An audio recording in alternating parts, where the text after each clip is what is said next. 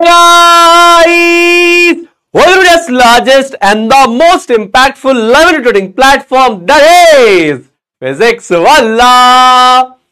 तो मेरे प्यारे बच्चों, दिल के सच्चों, अगर अपने प्यारे प्यारे सुनील भैया को यहां पर देख पा रहे हैं और सुन पा रहे हैं तो एक बार चैट बॉक्स में फटाफट से नारा लगा देंगे किस चीज का।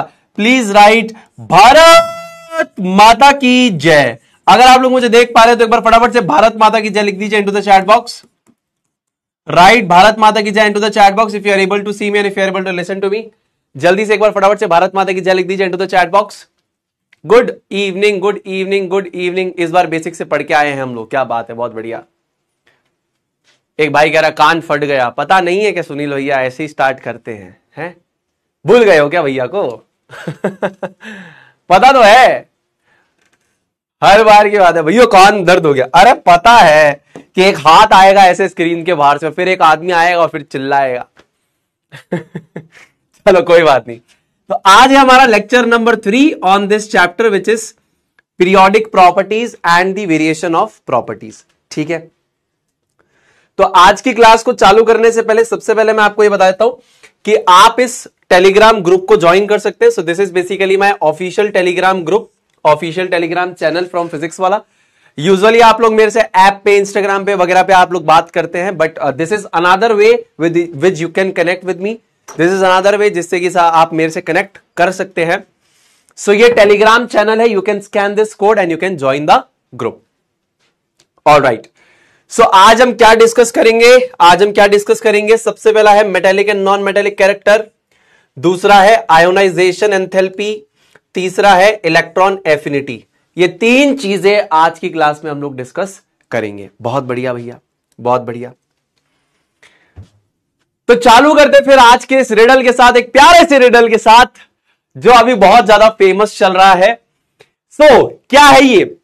Can you identify the 2 words of this famous reel song whose first word, यानी जो उसका पहला वर्ड है, is made from the chemical symbols of barium, deuterium and oxygen, while the second word यानी जो दूसरा वर्ड है that is made from the chemical symbols of barium, deuterium and iodine। क्या होगा ये 2 शब्द हैं आपके पास। तो आपको इस वायरल गाने का नाम बताना है जिसके 2 वर्ड्स हैं, जिसमें जो पहला वर्ड है वो बनता है chemical symbols of barium, deuterium and oxygen, और दूसरा शब्द बनता है chemical symbols of barium, deuterium and iodine. क्या होगा सर? आयोनाइजेशन एनर्जी क्या होता है, आयोनाइजेशन पोटेंशियल क्या होता है, आयोनाइजेशन एंथैल्पी क्या होता है, सारी चीजें मैं आपको आज क्लियर करूंगा। बिल्कुल चिंता ना लें, बिल्कुल टेंशन ना लें।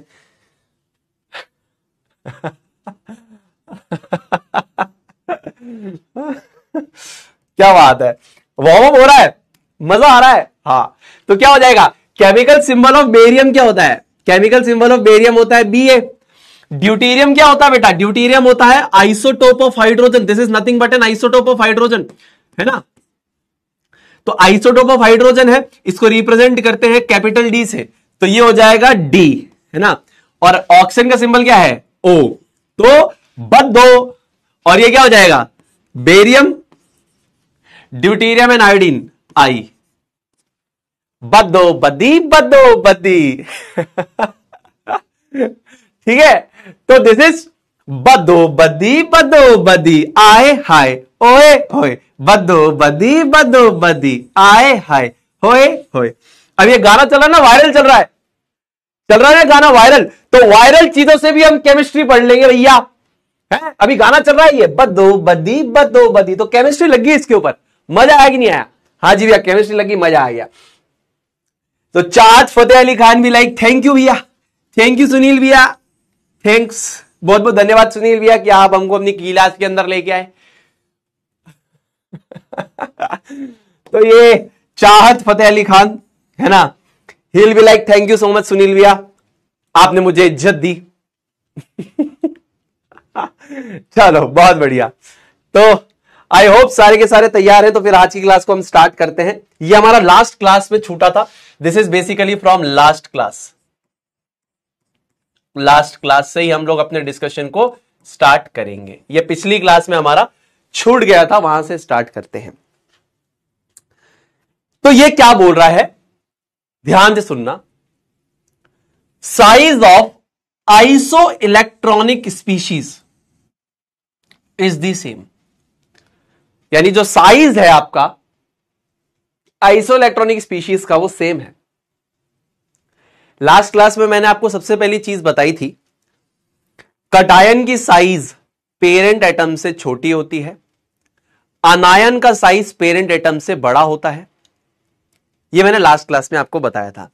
कटायन के अंदर क्या हो जाता है कि आपके नंबर ऑफ प्रोटॉन्स, अब न्यूट्रल एटम में जितने नंबर ऑफ प्रोटॉन्स उतने नंबर ऑफ इलेक्ट्रॉन्स, लेकिन कटायन कैसे बनेगा कि एक इलेक्ट्रॉन है, दो इलेक्ट्रॉन जा चुके हैं, तो number of proton is more than the number of electron, जिस वजह से न्यूक्लियर चार्ज बहुत स्ट्रांग हो गया है नंबर ऑफ इलेक्ट्रॉन्स पे, वो स्ट्रांगली पुल करता है उनको, इस वजह से साइज छोटा हो जाता है।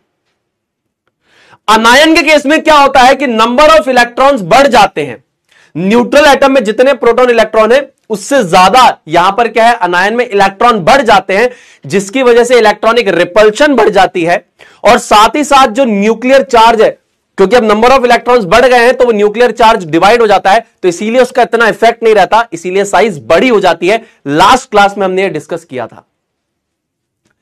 तो अब यहां पे size of iso electronic species is the same, so what is the correct answer? बहुत बढ़िया। अभी भी यहां पर कंफ्यूजन है क्या? कंफ्यूजन है क्या? ठीक है। अर्श, अभिजीत, फरहान, आसिया, दंदन, रजीब, वजीहा, प्रखर, मेधावी, नकुल, ध्यान से देखो यार, ध्यान से देखो मेरे सारे दोस्त, मेरे सारे प्यारे बहन, ध्यान से देखो। ये बिल्कुल भी सेम नहीं। तुमको किसने बोला ये सेम होगी? किसने बोला? आइसो इलेक्ट्रॉनिक तुम क्लास 9 में पढ़ के आए हो। आइसो इलेक्ट्रॉनिक का मतलब क्या होता है? देखो ध्यान से समझो यार, बहुत ध्यान से समझो। आइसो, आइसो शब्द का मतलब होता है सेम, इलेक्ट्रॉनिक यानी कि इलेक्ट्रॉन्स, तो जिनके अंदर सेम नंबर ऑफ इलेक्ट्रॉन्स होंगे उनको आइसो इलेक्ट्रॉनिक स्पीशीज बोलेंगे। ठीक है ना? क्या होने चाहिए इनके अंदर? Same number of electrons, same number of electrons. ठीक है? तो जिन स्पीशीज के अंदर आपके सेम नंबर ऑफ इलेक्ट्रॉन्स होंगे उन्हें आइसो इलेक्ट्रॉनिक स्पीशीज हम कहेंगे। बहुत बढ़िया भैया। अब एक एग्जांपल लेते हैं। जैसे फॉर एग्जांपल अगर मैं बोलता हूं Mg2+, फॉर एग्जांपल मैं बोलता हूं Na1+, फॉर एग्जांपल मैं बोलता हूं बेसिकली OF1- और O2-। अच्छा, होमवर्क का जो सवाल था वो भी मैं कराऊंगा। होमवर्क के सवाल में थोड़ा सा इश्यू आ गया था, हमारे ऑप्शन में एक मिस टाइपिंग थी, तो वो सवाल भी मैं मॉडिफाई करके लेके आया हूं। आप लोग बिल्कुल भी चिंता मत करना। ठीक है? हाँ, तो ये हमारे पास है Mg2+, ये हमारे पास है Na1+, ये हमारे पास है F1- और ये हमारे पास है O2-। ये सारी की सारी जो स्पीशीज है बेटा, ये सारी की सारी आइसो इलेक्ट्रॉनिक स्पीशीज है। कैसे? देखिए, अगर यहां पर मैं बोलूं कि नंबर ऑफ इलेक्ट्रॉन्स यहां पर कितने हैं, और अगर मैं यहां पर पूछूं कि नंबर ऑफ प्रोटॉन्स कितने हैं, ठीक है, पहले प्रोटॉन्स लिख लो फिर इलेक्ट्रॉन्स लिख लो, ज्यादा अच्छे से समझ में आएगा। ध्यान से देखो, नंबर ऑफ प्रोटॉन्स कितने हैं और उसी के बाद यहां पर नंबर ऑफ इलेक्ट्रॉन्स कितने हैं। ध्यान से फोकस करना पूरा का पूरा। अब ये सारी की सारी मैं कह रहा हूं आइसो इलेक्ट्रॉनिक स्पीशीज है। कैसे? देखो, मैग्नीशियम में नंबर ऑफ प्रोटॉन्स कितने हैं? एटॉमिक नंबर 12 है सुनील भैया, इसीलिए नंबर ऑफ प्रोटॉन्स भी 12 होंगे। बहुत बढ़िया। सोडियम का एटॉमिक नंबर 11 है सुनील भैया, इसीलिए नंबर ऑफ प्रोटॉन्स 11 होंगे। फ्लोरीन का 9 है इसीलिए 9 होंगे। ऑक्सीजन का एटॉमिक नंबर 8 है इसीलिए 8 होंगे। नंबर ऑफ प्रोटॉन्स किससे बताओगे? Atomic number that is Z से नंबर ऑफ प्रोटॉन्स तुम्हारे पता लग जाएंगे। अब यहां पे 2+, Na1+, F1- O2- क्या दिखाता है? एक इंबैलेंस दिखाता है। एक इंबैलेंस दिखाता है कि यहां पर आयन बन चुके हैं, कटायंस अनायंस बन चुके हैं, यानी यहां पर नंबर ऑफ प्रोटॉन और इलेक्ट्रॉन बराबर नहीं है। अब यहां पर ये 2+ क्या बताता है? ये 2+ ये बताता है कि 2 प्रोटॉन ज्यादा है than the number of electron. इसका मतलब अगर 12 प्रोटॉन है तो इलेक्ट्रॉन सिर्फ 10 होंगे। पॉजिटिव चार्ज 2 से ज्यादा है, यानी कि अगर ये 12 है तो ये 10 होंगे, नेगेटिव चार्ज 10 होगा। उसी प्रकार 1+, यानी कि अगर प्रोटॉन आपके पास 11 है, पॉजिटिव चार्ज 11 है, तो नेगेटिव चार्ज कितना होगा? 10 होगा। ये एक ज्यादा है ना इससे, ये प्रोटॉन जो है एक ज्यादा है than the number of electrons थे। 11 पॉजिटिव चार्ज, 10 नेगेटिव चार्ज, तो ये 1+ का इंबैलेंस हो गया। 1 माइनस, यानी यहां पर अब एक इलेक्ट्रॉन ज्यादा है than the number of proton. Proton 9 है तो इलेक्ट्रॉन कितने हो गए 10। यहां 2 माइनस, यानी कि 2 इलेक्ट्रॉन ज्यादा than the number of proton. 8 proton है तो इलेक्ट्रॉन कितने हो गए 10। अब मेरे राजा बेटा इस चीज को ध्यान से फोकस करें आप। 10 10 10 10 सेम नंबर ऑफ इलेक्ट्रॉन्स है, इसीलिए आइसो इलेक्ट्रॉनिक है। अब मेरा आपसे छोटा सा सवाल है, मैं आपसे एक छोटा सा सवाल करता हूं। आप मुझे एक बात बताओ, यहां पर 12 पॉजिटिव चार्ज 10 इलेक्ट्रॉन को खींच रहा है, यहां पे 11 पॉजिटिव चार्ज 10 इलेक्ट्रॉन को खींच रहा है, यहां पर 9 पॉजिटिव चार्ज 10 इलेक्ट्रॉन को खींच रहा है, और यहां पर 8 पॉजिटिव चार्ज 10 इलेक्ट्रॉन को खींच रहा है। अंतर नहीं है क्या? अरे अंतर नहीं है क्या? बिल्कुल अंतर है ना यार। आप खुद मुझे बताओ, 12 पॉजिटिव चार्ज 10 इलेक्ट्रॉन को खींच रहा है, 11 10 को खींच रहा है, 9 10 को खींच रहा है, 8 10 को खींच रहा है, साइज बराबर कैसे हो सकता है? मैं कह रहा हूं 12 भीम या 12 पहलवान 10 चीजों को खींच रहे हैं, 11 पहलवान 10 चीजों को खींच रहे हैं, 9 पहलवान 10 चीजों को खींच रहे हैं, 8 पहलवान 10 चीजों को खींच रहे हैं। अरे भाई सेम 10 चीजों को 12 लोग खींच रहे हैं, यहां 11 यहां 9 यहां पे 8, तो यहां पर साइज में अंतर नहीं आएगा। सेम 10 चीजों को 12 लोग 11 लोग 9 लोग और 8 लोग खींच रहे हैं, अंतर नहीं आएगा साइज में? अंतर नहीं आएगा क्या? अंतर नहीं आएगा? बिल्कुल आएगा, ऑब्वियसली आएगा, ऑब्वियसली आएगा।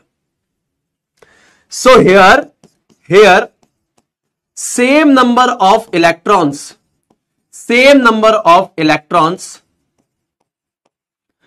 Are pulled towards the nucleus by different number of protons. यानी nuclear charge same number of electrons को डिफरेंट नंबर ऑफ प्रोटॉन्स अपनी तरफ खींच रहे हैं। जहां पर न्यूक्लियर चार्ज ज्यादा होगा, the more the nuclear charge, जितना ज्यादा न्यूक्लियर चार्ज होगा, smaller will be the size, smaller will be the size. Simple सी बात है भैया। भाई यहां पर न्यूक्लियर चार्ज 12 प्रोटॉन 10 को खींच रहे हैं, यहां पे 11 10 को खींच रहे हैं, यहां पे 9 10 को खींच रहे हैं, यहां पे 8 10 को खींच रहे हैं। मैं 12 पहलवान लगाता हूं जो कि 10 इलेक्ट्रॉन खींच रहे हैं, 11 पहलवान को लगाता हूं जो कि 10 लोगों खींच रहे हैं, फिर 9 पहलवान लगाता हूं जो 10 लोगों खींच रहे हैं, और 8 पहलवान लगाता हूं जो 10 लोगों खींच रहे हैं। अंतर नहीं आएगा? ये ज्यादा खींच पाएंगे, ये थोड़ा कम, ये कम और ये कम। तो ये जो प्रोटॉन्स हैं ये डिफाइन करते हैं आपके न्यूक्लियर चार्ज को। जितना ज्यादा न्यूक्लियर चार्ज उतना ज्यादा खींचेंगे, उतना छोटा साइज होगा। ठीक है, सो यहां पर मैंने लिख भी दिया है ये, the more the nuclear charge smaller will be the size. ये इंपॉर्टेंट बात है, ठीक है ना? ये देखो, तो सबसे छोटा साइज में कौन सा होगा? सबसे स्मॉलर कौन होगा साइज में? सबसे स्मॉलर होगा साइज में आपका मैग्नीशियम। मैग्नीशियम से बड़ा होगा, मैग्नीशियम कटायन से बड़ा होगा सोडियम कटायन। कटायन की साइज हमेशा छोटी होती है पेरेंट एटम से भी, सबसे छोटा ये, फिर ये, उसके बाद आपके पास आएगा F1 माइनस, और सबसे आखिरी में जाएगा O2 माइनस। काम खत्म। समझ में आया क्या? समझ में आया? क्लियर है? क्लियर है बात? इतनी बात समझ में आ रही है सभी को? इतनी बात समझ में आ रही है सभी को? अब देखिए होमवर्क के सवाल को मैंने थोड़ा सा ट्वीक किया यहां पर I have change the question, change the options, है ना? एक ऑप्शन दो ऑप्शन में थोड़ा सा इश्यू था, इसीलिए मैंने ऑप्शंस को चेंज किया ताकि आपको कंफ्यूजन ना आए, चीजों को लेकर कंफ्यूजन ना आए। तो यहां पर ये दो ऑप्शंस को है मैंने जो चेंज किए वो मैं यहां पे मार्क कर देता हूं। यहां पे गलती से Na की जगह N लिख दिया था, N नहीं था वो, N तो नाइट्रोजन हो जाएगा, Na था, तो एक छोटा सा चेंज था। इसको चेंज को मैं आपके पीडीएफ में भी रिफ्लेक्ट करवा दूंगा। अब अगर मैं आपसे पूछूं कि सबसे लंबा कौन है साइज में, है ना, लार्जेस्ट इन साइज इनमें से कौन सा है, तो सेम कंसेप्ट लगा के आप मुझे आंसर बता सकते हो क्या? सबसे बड़ा कौन सा होगा साइज में? ठीक है, ठीक है। जीत कह रहे हैं क्लास स्टार्ट नहीं हुई। मेरे भाई आपका यही डाउट हर क्लास में क्यों रहता है? आई थिंक आप ही शायद ये चीज बोलते हो क्लास स्टार्ट नहीं हुआ। क्लास स्टार्ट है मेरे भाई, आप क्लास में टाइप कर पा रहे हो, चैट कर पा रहे हो, आप शायद मुझे देख भी पा रहे होगे, इसका मतलब क्लास चालू हो गई है भाई। प्लीज यहां पर फोकस करो जीत मेरे भाई। अगर आपको कुछ टेक्निकल इश्यू आ रहा है मेरे भाई, तो स्टूडेंट सक्सेस टीम पे प्लीज प्लीज प्लीज आप उस डाउट को पोस्ट करो और पूरा फोकस मेरे दोस्त मेरे भाई पढ़ाई पे लगाओ, ठीक है? बात क्लियर है मेरे भाई? चलो, so which among the following is the largest in the size, इनमें से सबसे बड़ा कौन सा होगा साइज में? तो सबसे बड़ा कौन होगा साइज में हमारे पास? Which is the correct answer? So the correct answer to this particular question is D, 64.26% बच्चे। अरे भाई ऐसा नाम मत लिखो यार, अलग सर बहुत ओपी आदमी है, उनका नाम ऐसे यूज मत करो। अलग सर, फरहान रज, अब्दुल्ला, अभिजीत, आसिया, रजिब, अर्श, मोनिका, वजीहा एंड धनंजय सिंह। अलग सर का नाम यूज मत करो बेटा, है ना? Please respect. तो ये सबसे बड़ा होगा। तो यहां पर मैं आपको ये बात समझा पाया क्या? यहां पर मैं आपको ये बात समझा पाया क्या? Is this clear to each and every one of you? सभी को समझ में आ रहा है कि राजा बेटा? अरे आइसो इलेक्ट्रॉनिक स्पीशीज यानी जिसके पास सेम नंबर ऑफ इलेक्ट्रॉन्स होंगे। अरे मेरे भाई इसके पास नंबर ऑफ प्रोटॉन 12, इसके पास 11, इसके पास 9, इसके पास 8। रिवीजन करा रहा हूं इस सवाल का, फिर से ध्यान से देखो। तो देखो आइसो शब्द का मतलब होता है सेम, इलेक्ट्रॉनिक मतलब इलेक्ट्रॉन्स, यानी यहां पर क्या है? सेम नंबर ऑफ इलेक्ट्रॉन्स होंगे। तो अगर मेरे पास ये सारी स्पीशीज है, इसमें नंबर ऑफ प्रोटॉन 12, इसमें 11, इसमें 9, इसमें 8, इनका एटॉमिक नंबर लिख दीजिए, इनका एटॉमिक नंबर लिख दीजिए। लिख दिया? हां। नंबर ऑफ इलेक्ट्रॉन्स देखिए 2 प्लस क्या बताता है कि 2 प्रोटॉन ज्यादा है than the number of electrons. 12 proton है तो 10 इलेक्ट्रॉन।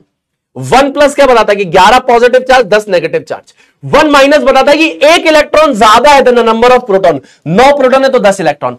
2 माइनस बताता है कि जितना प्रोटॉन है उससे 2 इलेक्ट्रॉन ज्यादा है, मतलब 10। अब देखो सेम नंबर ऑफ इलेक्ट्रॉन, तो 12 पॉजिटिव चार्ज 10 नेगेटिव चार्ज को खींच रहा है, 11 पॉजिटिव चार्ज 10 नेगेटिव चार्ज को खींच रहा है, 9 पॉजिटिव चार्ज 10 नेगेटिव चार्ज को खींच रहा है और 8 पॉजिटिव चार्ज 10 नेगेटिव चार्ज को खींच रहा है। मतलब 12 पहलवान 10 लोगों को खींच रहे हैं, फिर 11 पहलवान 10 लोगों को खींच रहे हैं, 9 पहलवान 10 लोगों को खींच रहे हैं और 8 पहलवान 10 लोगों को खींच रहे हैं। तो यह डिफरेंस यहां से क्रिएट होता है। इसीलिए सबसे छोटा ये, फिर ये, फिर ये और सबसे बड़ा हो जाएगा O2 माइनस। इसीलिए आपका आंसर यहां पर क्या था? O2 minus. ठीक है, चलो अब रेफरेंस के लिए मैंने पीरियोडिक टेबल यहां पर रखी है। ट्रेंड्स वगैरह कुछ समझने होंगे, अभी हमें इसका इस्तेमाल करेंगे। ठीक है भैया, तो आइए धात्विक और अधात्विक चरित्र के बारे में पढ़ते हैं। ठीक है, यानी मेटेलिक और नॉन मेटेलिक कैरेक्टर के बारे में पढ़ते हैं। आपको सब आता है, सिर्फ एक रिवीजन चल रहा है। क्लास 9th में आपने पढ़ा है, सो क्लास 10th में इस चीज का रिवीजन चल रहा है। Metallic and non metallic character यानी कि धात्विक और अधात्विक चरित्र के बारे में यहां पर हम चर्चा करने वाले हैं। बहुत बढ़िया भैया। तो धात्विक चरित्र क्या होता है? What is metallic character? पहला दिमाग में सवाल यह आना चाहिए। आ रहा है तो बढ़िया बात है, नहीं आ रहा तो दिक्कत वाली बात है। What is metallic character and what is non metallic character? अब देखिए, आपको क्या पता है मेटल्स क्या करते हैं? सुनील भाई मेटल्स यानी होते हैं धातु। तो मेटल्स को किस चीज में मजा आता है? मेटल्स बोलते हैं कि मेरे पास इलेक्ट्रॉन्स जो है उन्हें तुम ले जाओ, तुम ले जाओ इलेक्ट्रॉन्स को, मैं इलेक्ट्रॉन्स को दान कर दूंगा, मैं इलेक्ट्रॉन्स को डोनेट कर दूंगा और जब मैं ये करूंगा तो मैं स्टेबल हो जाऊंगा, मैं nearest noble gas configuration attain कर लूंगा। ये मेरा चरित्र है। तो मेटल्स का एक नेचर है, एक कैरेक्टर है कि उन्हें इलेक्ट्रॉन दान करना पसंद है। उसी प्रकार नॉन मेटल्स का क्या कैरेक्टर है? उनका कैरेक्टर यह है कि उन्हें इलेक्ट्रॉन को एक्सेप्ट करने में मजा आता है और नोबल गैस कॉन्फ़िगरेशन वो अटेन करते हैं। So tendency of non metal is to accept electrons. Electrons को एक्सेप्ट करने के बाद ये क्या बनाते हैं? यूजुअली ये अनायंस का फॉर्मेशन करते हैं and they attain the stable noble gas configuration. The tendency of metal is to donate electrons. Electrons को दान करते हैं और क्या बनाते हैं? कटायन का निर्माण करते हैं to attain the stable noble gas configuration, stable nearest noble gas configuration. सबसे पास वाली जो नोबल गैस होगी उस जैसे कॉन्फ़िगरेशन को अटेन करेगा, है ना? जैसे एक एग्जाम्पल देता हूं मैं आपको, ये मेरे पास मान लीजिए है सोडियम और ये मेरे पास मान लीजिए है क्लोरीन। इनके कॉन्फ़िगरेशंस क्या हैं? इनके कॉन्फ़िगरेशंस क्या हैं? ध्यान से फोकस कीजिए। इसकी कॉन्फ़िगरेशन है 2,8,1, इसकी कॉन्फ़िगरेशन है 2,8,7। अब ये स्टेबल होने के लिए क्या करते हैं? ये स्टेबल होने के लिए क्या करते हैं? ये बोलेगा कि या तो मैं इस एम शेल में 7 इलेक्ट्रॉन्स अंदर ले आऊं तो मेरे एम शेल में 8 हो जाएंगे इलेक्ट्रॉन्स, या मैं इस एक इलेक्ट्रॉन को लूज कर दूं। तो ये कहता है कि मेरे लिए प्रॉफिटेबल डील ये है कि मैं एक इलेक्ट्रॉन को लूज कर दूं ताकि मेरे outer most shell L shell में कितने हो जाएंगे? 8 हो जाएंगे और मैं नियॉन के जैसा बन जाऊंगा। भाई सोडियम के एटॉमिक नंबर है 11, यानी कि 11 इलेक्ट्रॉन्स है उसके पास। अब 11 इलेक्ट्रॉन्स कुछ इस तरीके से डिस्ट्रीब्यूटेड होते हैं, हमने पढ़ा है काफी बार। ये क्या करता है? ये बोलता है कि भैया मैं 2 चीजें कर सकता हूं, या तो एम में 7 इलेक्ट्रॉन ले आऊं तो यहां पर 8 हो जाएंगे, 7 और आ गए तो एक पहले, ये 7 और आ गए तो 8 हो जाएंगे। अभी 18 इलेक्ट्रॉन और 11 प्रोटॉन साथ में नहीं रह सकते। क्यों? क्योंकि इलेक्ट्रॉन इतने सारे बढ़ जाएंगे कि उनकी रिपल्शन बढ़ने लग जाएगी और 11 प्रोटॉन इनको झेल नहीं पाएंगे तो हाथ जोड़ लेंगे। तो ये स्टेबल की जगह उल्टा अनस्टेबल हो जाएगा। तो ये वाला रास्ता तो अडॉप्ट नहीं करता। 7 इलेक्ट्रॉन गेन का रास्ता तो अडॉप्ट नहीं करता। 7 इलेक्ट्रॉन्स गेन वाला जो रास्ता है ये इसको अडॉप्ट नहीं करता है, डजंट अडॉप्ट दिस। क्या करता है इंस्टेड? क्या करता है? 1 इलेक्ट्रॉन लूज करता है। क्या करता है? 1 इलेक्ट्रॉन को लूज करता है और यहां पर कॉन्फ़िगरेशन क्या अटेन करता है? कॉन्फ़िगरेशन अटेन करता है 2,8 की, और यह बनता है Na1+। तो ये किसके जैसी कॉन्फ़िगरेशन है? Similar to neon. तो नियरेस्ट नोबल गैस कौन सी है? सोडियम के, नियॉन है। ये सब आपको पढ़ाया हुआ है, सिमिलर टू नियॉन। ठीक है बेटा। तो मेटल्स क्या करते हैं? मेटल्स यानी कि जो धातु होते हैं उनका चरित्र है कि सुनील भैया हम क्या करते हैं? हम इलेक्ट्रॉन्स को दान करते हैं, हम डोनेट करते हैं, हम लूज करते हैं और फिर हम स्टेबल होते हैं। और स्टेबल क्या? कौन सा stable configuration? Nearest noble gas configuration. तो जैसे सोडियम ने एक इलेक्ट्रॉन को यहां पर लूज किया तो यहां पर हो गया कितने इलेक्ट्रॉन? 10 इलेक्ट्रॉन। तो किसके जैसे कॉन्फ़िगरेशन है? नियॉन जैसा कॉन्फ़िगरेशन है। उसी प्रकार अगर मैं यहां पर क्लोरीन की चर्चा करता हूं तो क्लोरीन के पास कितना इलेक्ट्रॉन है? क्लोरीन के पास 17 इलेक्ट्रॉन है। क्लोरीन 2 चीजें कर सकता है, या तो इस 7 इलेक्ट्रॉन को लूज कर दे या फिर यहां पर 1 इलेक्ट्रॉन को गेन कर ले। अब देखिए 7 इलेक्ट्रॉन लूज करना तो प्रैक्टिकली इंपॉसिबल है इसके लिए, तो ये इसको कर लेगा 1 इलेक्ट्रॉन गेन। 1 इलेक्ट्रॉन गेन करने से यहां पर कॉन्फ़िगरेशन क्या बैठेगी? 2,8,8, ये हो जाएगा Cl1-। क्लोराइड का अनायन बनेगा और ये कॉन्फ़िगरेशन किसके जैसी है? Configuration similar to argon. ठीक है ना। तो नॉन मेटल्स की टेंडेंसी होती है कि ये इलेक्ट्रॉन्स को एक्सेप्ट करते हैं और मेटल्स इलेक्ट्रॉन्स को लूज करते हैं। अब इसने अपनी nearest noble gas configuration neon जैसी अटेन करी, इसने अपनी nearest noble gas configuration argon के जैसी अटेन कर ली। क्लोरीन के जस्ट पास वाली नोबल गैस है आर्गन, तो आर्गन जैसा बन गया। तो ये होता है आपका मेटालिक कैरेक्टर और नॉन मेटालिक कैरेक्टर, यानी धात्विक और अधात्विक चरित्र। अब सुनील भैया हम ये सोचना चाहते हैं कि मेटालिक और नॉन मेटालिक कैरेक्टर कैसे चेंज होता है। आप सोचिए कैसे चेंज होता है।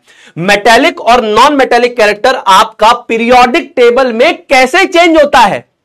सोचिए सोचिए सोचिए। It's like a scam happened to us. They're not even using a word of English. Olivia, I think in the very first session, or I think in the orientation itself, we told that this is a bilingual batch. So bilingual means things are written in English. We will be explaining the entire content into Hindi. That is the meaning of bilingual or Hinglish. I think we explained it in the launch as well as the orientation session. So I think I explained into the launch as well. as the orientation session that we are going to teach in the bilingual mode. Now what is the bilingual mode? So everything is written in English, I'll be iterating, I'll be reading it and then I'll be explaining it in Hindi. ठीक है ना? It's not like कि completely in English we are teaching. We are not teaching completely in English. We haven't promised that we are teaching completely in English. We were clear from the very first day that we are going to teach in the bilingual mode. That's not a breach of promise. This is not a breach of promise. This was promised from the very first day that we are going to teach in the bilingual mode. Please don't put allegations on the company. Please don't put allegations on the brand. ठीक है? Please don't use these types of words. Sorry. हमने कभी भी promise नहीं किया था कि हम प्योरली इंग्लिश में पढ़ाएंगे. प्योरली इंग्लिश के बैचेस फिजिक्स वाला में अलग से चलते हैं, आप उसको परचेस कर सकते हैं. मैंने हमेशा खुद से ये चीज बताई है कि बाइलिंगुअल मोड में डिलीवरी होगी. मैं ओरिएंटेशन का टाइम स्टैम्प डाल दूंगा, लॉन्च का टाइम स्टैम्प डाल दूंगा. आपने पूरा सेशन नहीं देखा, दैट्स योर फॉल्ट. देखिए, एलिगेशन लगाना बहुत सरल होता है. सामने वाला जब मेहनत करता है ना, उसे पता है कि वो कितनी मेहनत कर रहा है. प्लीज ऐसे एलिगेशंस मत लगाइए. आपके लिए टाइप करके चले जाना बहुत आसान है. It's very easy to defame or demean someone. It's very difficult to prepare content, create PPTs, create questions, and then come into class and deliver it into the class. I don't have any issue in teaching in English, but how many of you will be comfortable if I'll be delivering the entire lecture in English? Will you be comfortable? Will the 100% people who have enrolled in this batch will be comfortable to study from me in English? I'll be much comfortable to teach in English. I don't have any issues. I have zero issues. ठीक है? ऐसे मत बोलिए. कुछ बच्चों के माता पिता ने यह विश्वास करते हुए हमारा बैच लिया है कि सुनील भैया और बाकी टीचर्स इंग्लिश में पढ़ाएंगे. उन्हें पढ़ लेने दीजिए. वैसे एलिगेशन मत लगे. मुझे काफी बुरा लगा. ये बहुत ही हर्टिंग चीज है आप लोगों को. अगर, और पहली बात तो अंग्रेजी हमारी कोई भाषा नहीं है, ठीक है ना. हमारे देश की भाषा अंग्रेजी नहीं है. English language doesn't have its root from India. इसकी रूट्स इंडिया नहीं है. भारत देश की भाषा नहीं है ये अंग्रेजी. भारत देश की भाषा क्या है? संस्कृत, हिंदी. ये हमारे देश की भाषाएं हैं. मैं थोड़ा कटाक्ष भरे अगर शब्दों का इस्तेमाल करूंगा तो बुरी लग जाएगी बातें. अंग्रेजी भाषा हमारी नहीं है. मैं भी इंग्लिश मीडियम स्कूल से पढ़ा हूं और इससे पहले स्टार्टिंग में जो मैंने सालों में पढ़ाया वो इंग्लिश में ही पढ़ाया है. और भारत की नहीं, विश्व की बड़ी बड़ी कंपनीज में, जो चाइना में थी, इंडिया में थी, जो वर्ल्ड में सबसे बड़े प्लेयर से वहां पढ़ा है. लेकिन मैं अपनी देश की भाषा की सबसे ज्यादा इज्जत करता हूं. आप ये बैरियर क्रिएट मत कीजिए कि मुझे इंग्लिश में पढ़ाओ. अगर ये था तो आपको बैच नहीं लेना चाहिए था.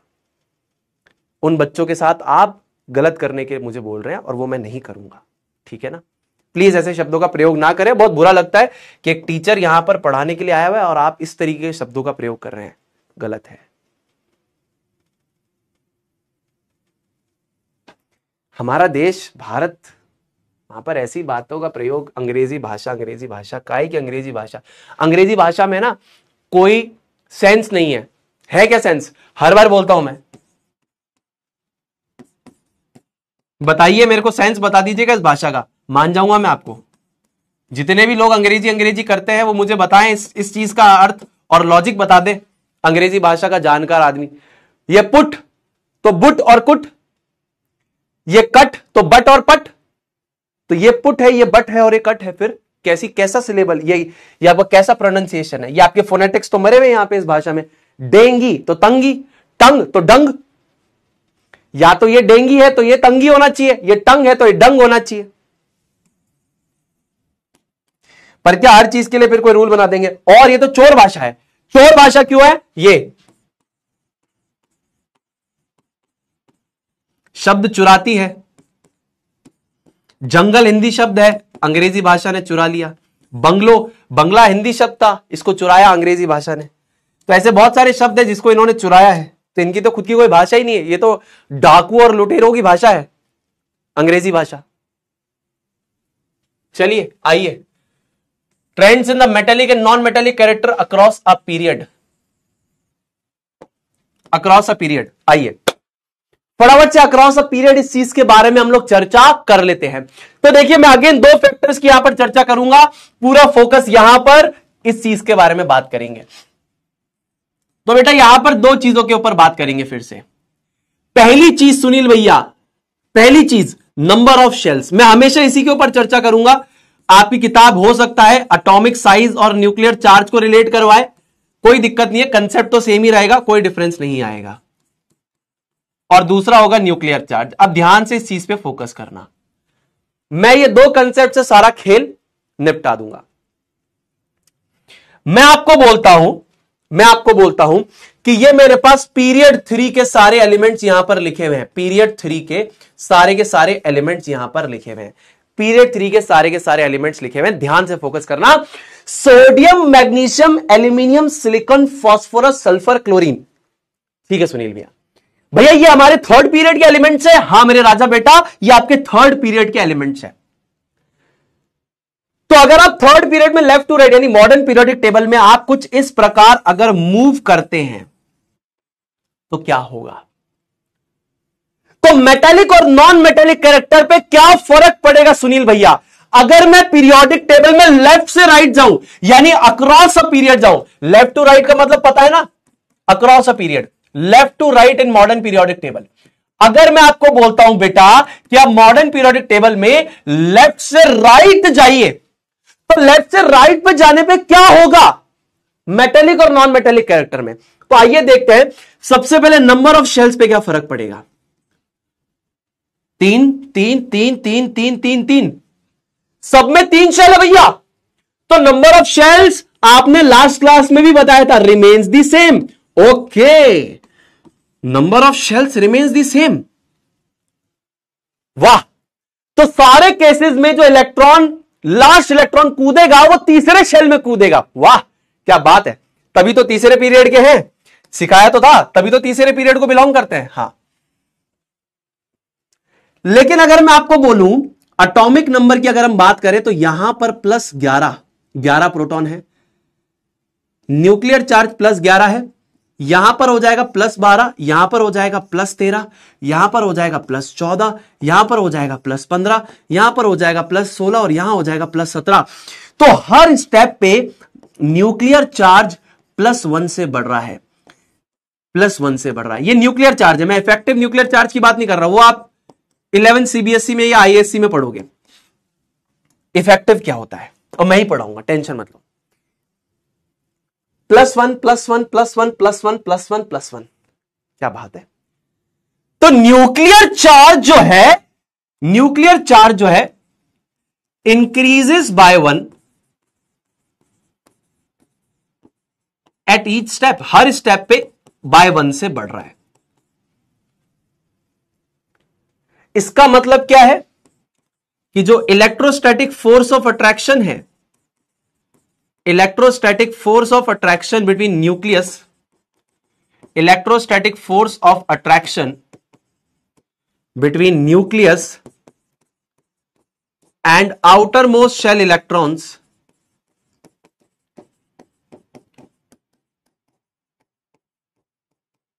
इंक्रीज। यहां पर 3 शेल है, 3 शेल है, 3 शेल है, 3 शेल है, 3 शेल है, 3 शेल है, 3 शेल है, तो नंबर ऑफ शेल्स तो सेम है, लेकिन न्यूक्लियर चार्ज जो है यहां पर +11 +12 +13 +14 +15 +16 +17, ध्यान से सुनना, ये हर स्टेप पे एक एक से बढ़ रहा है। इसका मतलब क्या है कि इलेक्ट्रोस्टैटिक फोर्स ऑफ अट्रैक्शन जो है आपका न्यूक्लियस का और आउटर मोस्ट शेल इलेक्ट्रॉन्स का, वो बढ़ेगा। हां, तो इसमें क्या होगा, साइज छोटा होगा, क्योंकि न्यूक्लियर चार्ज बढ़ रहा है तो इलेक्ट्रॉन को खींचेगा, आजा मेरे पास, आजा मेरे पास, तो ऐसे इलेक्ट्रॉन्स को अपने पास खींचता जाएगा। इससे इंटर्न होता क्या है, इससे इंटर्न होता क्या है, एटॉमिक साइज छोटी होती है। इन दोनों से इंटर्न होगा क्या कि सुनील भाई एटॉमिक साइज आपका डिक्रीज होता है।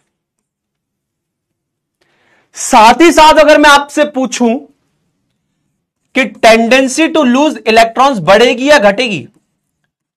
इलेक्ट्रॉन्स को दान करने की टेंडेंसी बढ़ेगी या घटेगी? आप मुझे खुद दिमाग लगाकर यह बात बताओ कि लेफ्ट टू राइट न्यूक्लियस का इफेक्ट बढ़ रहा है, जिसकी वजह से वो इलेक्ट्रॉन्स को अपने पास घसीट रहा है, खींच रहा है।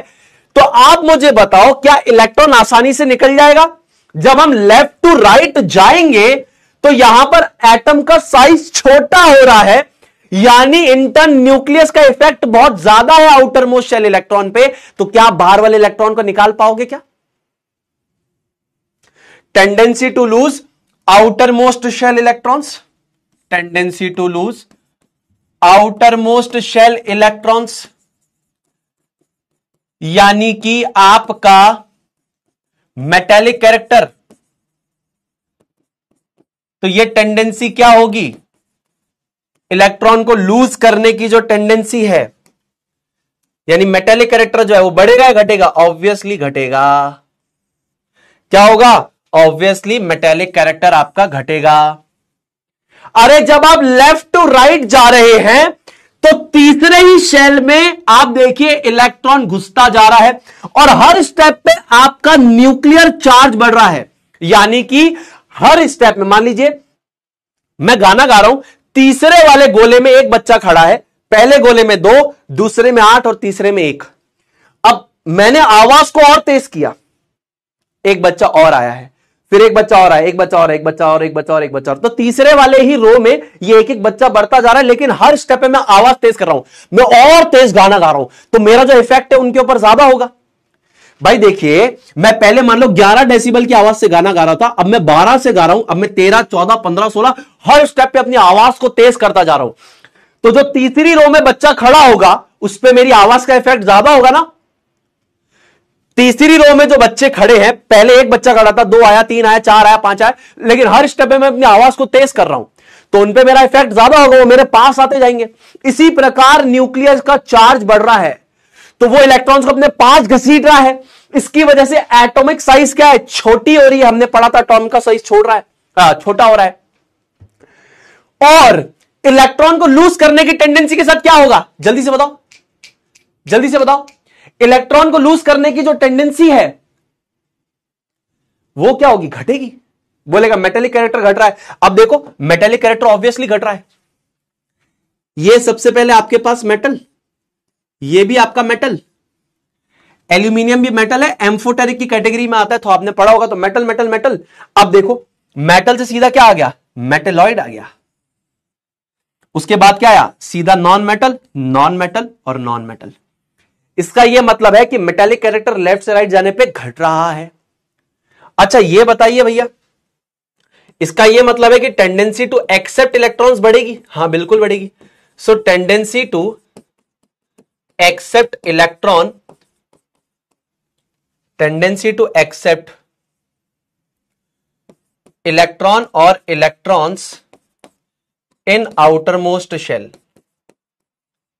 ये बढ़ेगी या घटेगी? तो इसे कहते हैं नॉन मेटेलिक कैरेक्टर। ये बढ़ेगा या घटेगा? तो ऑब्वियसली ये आपका बढ़ेगा। क्या होगा? ये ऑब्वियसली आपका क्या होगा? इंक्रीज होगा। और ये आप देख भी सकते हैं, लेफ्ट से राइट पे आने पे बेसिकली मेटेलिक कैरेक्टर खत्म हो गया, नॉन मेटल का कैरेक्टर बढ़ता गया। तो सबसे स्ट्रॉन्ग नॉन मेटेलिक पार्ट कौन है? क्लोरीन। उससे थोड़ा कम नॉन मेटेलिक सल्फर, उससे कम नॉन मेटेलिक फास्फोरस। ये मेटलॉइड, फिर मेटल मेटल मेटल। तो मेटेलिक कैरेक्टर घट रहा है और फिर नॉन मेटेलिक कैरेक्टर बढ़ रहा है। ठीक है, समझ में आ गया? बहुत बढ़िया, बहुत बढ़िया, बहुत बढ़िया, बहुत बढ़िया, बहुत बढ़िया, वेरी गुड, बहुत बढ़िया बेटा, बहुत बढ़िया। इसी प्रकार आपको पढ़ाई करनी है, इसी प्रकार आपको पढ़ाई करनी है। ठीक है बेटा, समझ में आ गई मेरी बात? क्लियर है मेरी बात? जी भैया। चलो अब देखिए, trends in metallic and non metallic character down the group. Down the group का मतलब क्या है? कि आप पीरियोडिक टेबल में क्या मूव कर रहे हैं? Top to bottom in the modern periodic table. आप मॉडर्न पीरियोडिक टेबल में बेटा टॉप से बॉटम में मूव कर रहे हैं, यानी कि ऊपर से नीचे मूव कर रहे हैं। तो क्या होगा? अब अगेन मैं 2 फैक्टर्स की यहां पे चर्चा करूंगा। सिंपल वही 2 फैक्टर्स की बात करूंगा, नंबर ऑफ शेल्स एंड दूसरा आपका न्यूक्लियर चार्ज। ये 2 चीजों की मैं आपसे चर्चा करूंगा। तो नंबर ऑफ शेल्स के साथ क्या हो रहा है, अगर आप ध्यान से देखें, लिथियम में 2 शेल थी, सोडियम में 3, पोटेशियम में 4, रुबिडियम में आप देखिए 5, सीजियम में 6। तो number of shells increase in steps of 1, her step पे 1 से बढ़ रही है। अच्छा, न्यूक्लियर चार्ज +3 था, फिर +11, फिर +19, फिर +37, फिर +55। Nuclear charge also increases. तो अब क्या होगा, अब क्या होगा, मैंने आपको यह बताया था कि नंबर ऑफ शेल्स भी बढ़ रहे हैं और न्यूक्लियर चार्ज भी बढ़ रहा है, लेकिन ये जिस इफेक्ट से यहां पर बढ़ रहे हैं, so it overweighs the effect of increase in nuclear charge.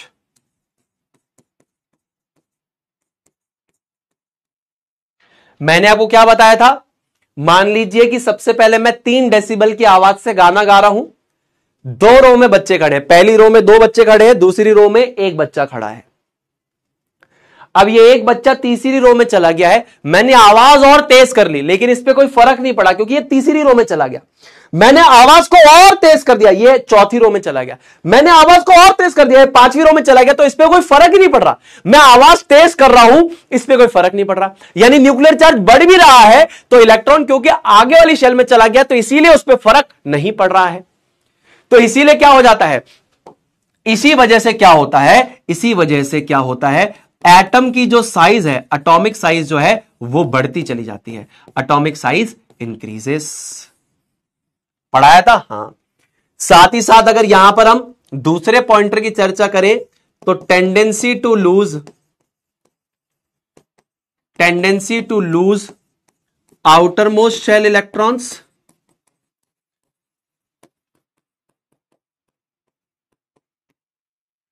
और टेंडेंसी टू गेन इलेक्ट्रॉन और electrons in outer most shell, right. तो इसमें क्या फर्क पड़ेगा, यानी कि आपका मेटेलिक कैरेक्टर पे क्या फर्क पड़ेगा, जल्दी से आप लोग चैट बॉक्स में बताएंगे। मैं आ रहा हूं चैट बॉक्स के अंदर, मुझे बताइए मेटेलिक कैरेक्टर में क्या होगा और नॉन मेटेलिक कैरेक्टर पे क्या फर्क पड़ेगा। ठीक है, जल्दी से मुझे बताओ मेटेलिक कैरेक्टर और नॉन मेटेलिक कैरेक्टर पे क्या फर्क पड़ेगा, जल्दी से बताओ, फटाफट से, 1 मिनट, फटाफट से बताएंगे।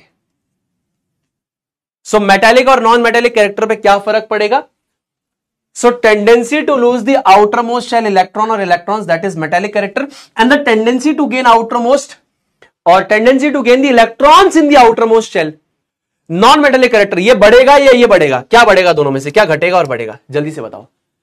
मेटेलिक कैरेक्टर इंक्रीज, वाह वाह वाह, बहुत बढ़िया बहुत बढ़िया बहुत बढ़िया, very good very good very good very good, बहुत बढ़िया बहुत बढ़िया। तो मेटेलिक कैरेक्टर सुनील भाई इंक्रीज करेगा, क्योंकि यहां पर इफेक्ट ऑफ न्यूक्लियर चार्ज इतना काम ही नहीं कर रहा है।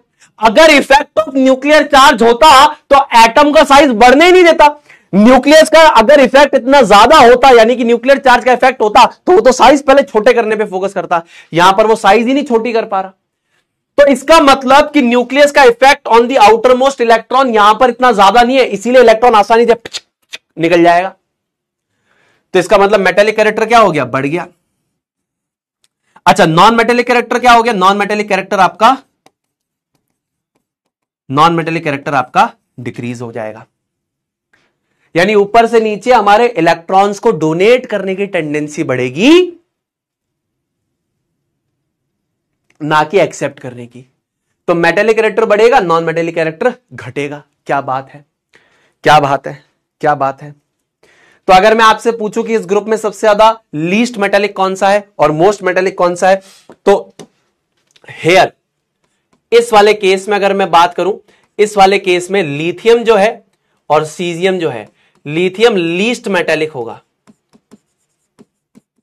क्योंकि जैसे हम ऊपर से नीचे जाएंगे मेटेलिक कैरेक्टर हमारा धीरे धीरे बढ़ेगा, और सीजियम जो होगा हमारा वो क्या होगा, मोस्ट मेटेलिक होगा। क्या बात है भैया, मजा आ गया। तो लीस्ट मेटेलिक कौन है, लीस्ट मेटेलिक है लिथियम, और मोस्ट मेटेलिक कौन सा है, सीजियम, इधर इस पर्टिकुलर केस में। बहुत बढ़िया, बहुत बढ़िया, ठीक है, yes yes yes, very good. So lithium is the least metallic and caesium is the most metallic. कुछ लोग बोलेंगे भैया फ्रांशियम, फ्रांशियम एक रेडियो एक्टिव मटीरियल है, उसकी प्रॉपर्टीज निकालना हमारे लिए काफी ज्यादा डिफिकल्ट है, और to analyse the properties is very difficult, so will stick till caesium. इसके नीचे फ्रांशियम आता है, रेडियो एक्टिव है वो। Yes yes yes yes, very good very good very good very good very good very good. तो क्या मैं यहां पर आपको यह पूछ सकता हूं कि in the entire modern periodic table caesium is the most metallic element? Is this true और नॉट? इज दिस ट्रू और नॉट?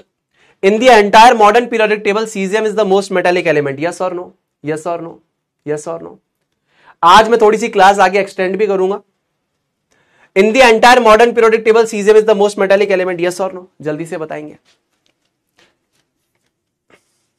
आज अभी क्लास 4:35 पे स्टार्ट हुई है, ठीक है ना, 6:15 पे खत्म करेंगे।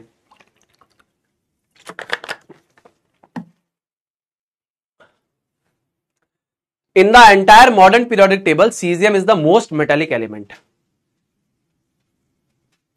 क्या बात है, 9th में 98% है, क्या बात है, बहुत बढ़िया बेटा, बहुत बढ़िया बेटा, बहुत बढ़िया, बहुत बढ़िया बेटा।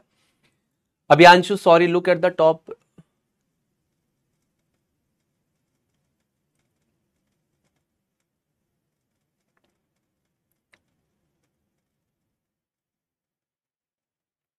How can I turn this low data mode? Doubt Gaurangi बताओ बेटा, डाउट क्या है? गौरांगी प्लीज टेल मी बेटा, क्या डाउट है? Caesium is the most metallic element, yes it is the most metallic element. नहीं फ्रांशियम, अरे भाई मैं बताता हूं। हमजा, फरहान, अब्दुल्ला, अभिजीत, मोनिका, नैतिक, राज, ईश्वरी, इश्मीत एंड ऋतिका। देखिए टेक्निकली बोला जाए, पीरियोडिक टेबल के हिसाब से बोला जाए तो according to modern periodic table, according to modern periodic table क्या होना चाहिए? फ्रांशियम होना चाहिए। ये रहा, देखिए कि भाई पहले ग्रुप में आएंगे तो सबसे नीचे कौन सा आएगा? ये आएगा, तो फ्रांशियम आएगा। बट प्रॉब्लम क्या है इसके साथ? This is basically radio active, but it is a radio active element, radio active element.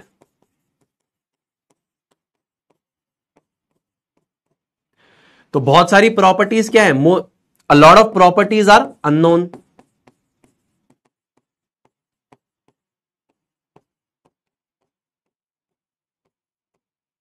ठीक है ना, तो बहुत सारी प्रॉपर्टीज इसकी अननोन है। तो मॉडर्न पीरियोडिक टेबल के हिसाब से, अगर ऑर्डर के हिसाब से देखा जाए तब तो फ्रांशियम ही होना चाहिए, ठीक है ना। रियलिटी के हिसाब से, रियलिटी के हिसाब से प्रैक्टिकल टर्म्स में बोले जाए तो caesium is the most metallic, क्योंकि ये तो रेडियो एक्टिव एलिमेंट है, तो इसकी तो प्रॉपर्टीज निकालना, डिकोड करना ही हमारे लिए डिफिकल्ट है। सो सीजियम क्या हो जाएगा हमारे पास? मोस्ट मेटालिक हो जाएगा। Talking about the most non metallic, देखिए जब हम टॉप से बॉटम में आते हैं तो मेटालिक कैरेक्टर हमारा बढ़ता है।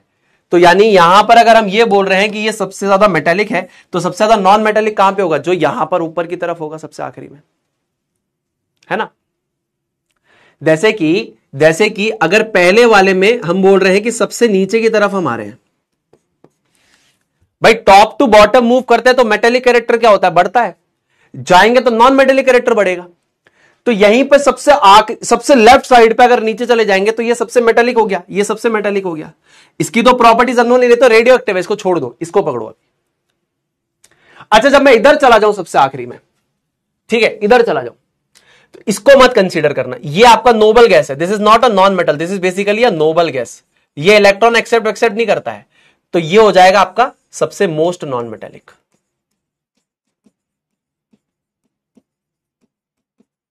समझ में आया? समझ में आया? Yes yes. इलेक्ट्रॉन गेन कौन करेगा? उसकी एफिनिटी किसके पास होगी? वो बेसिकली क्लोरीन के पास आएगा।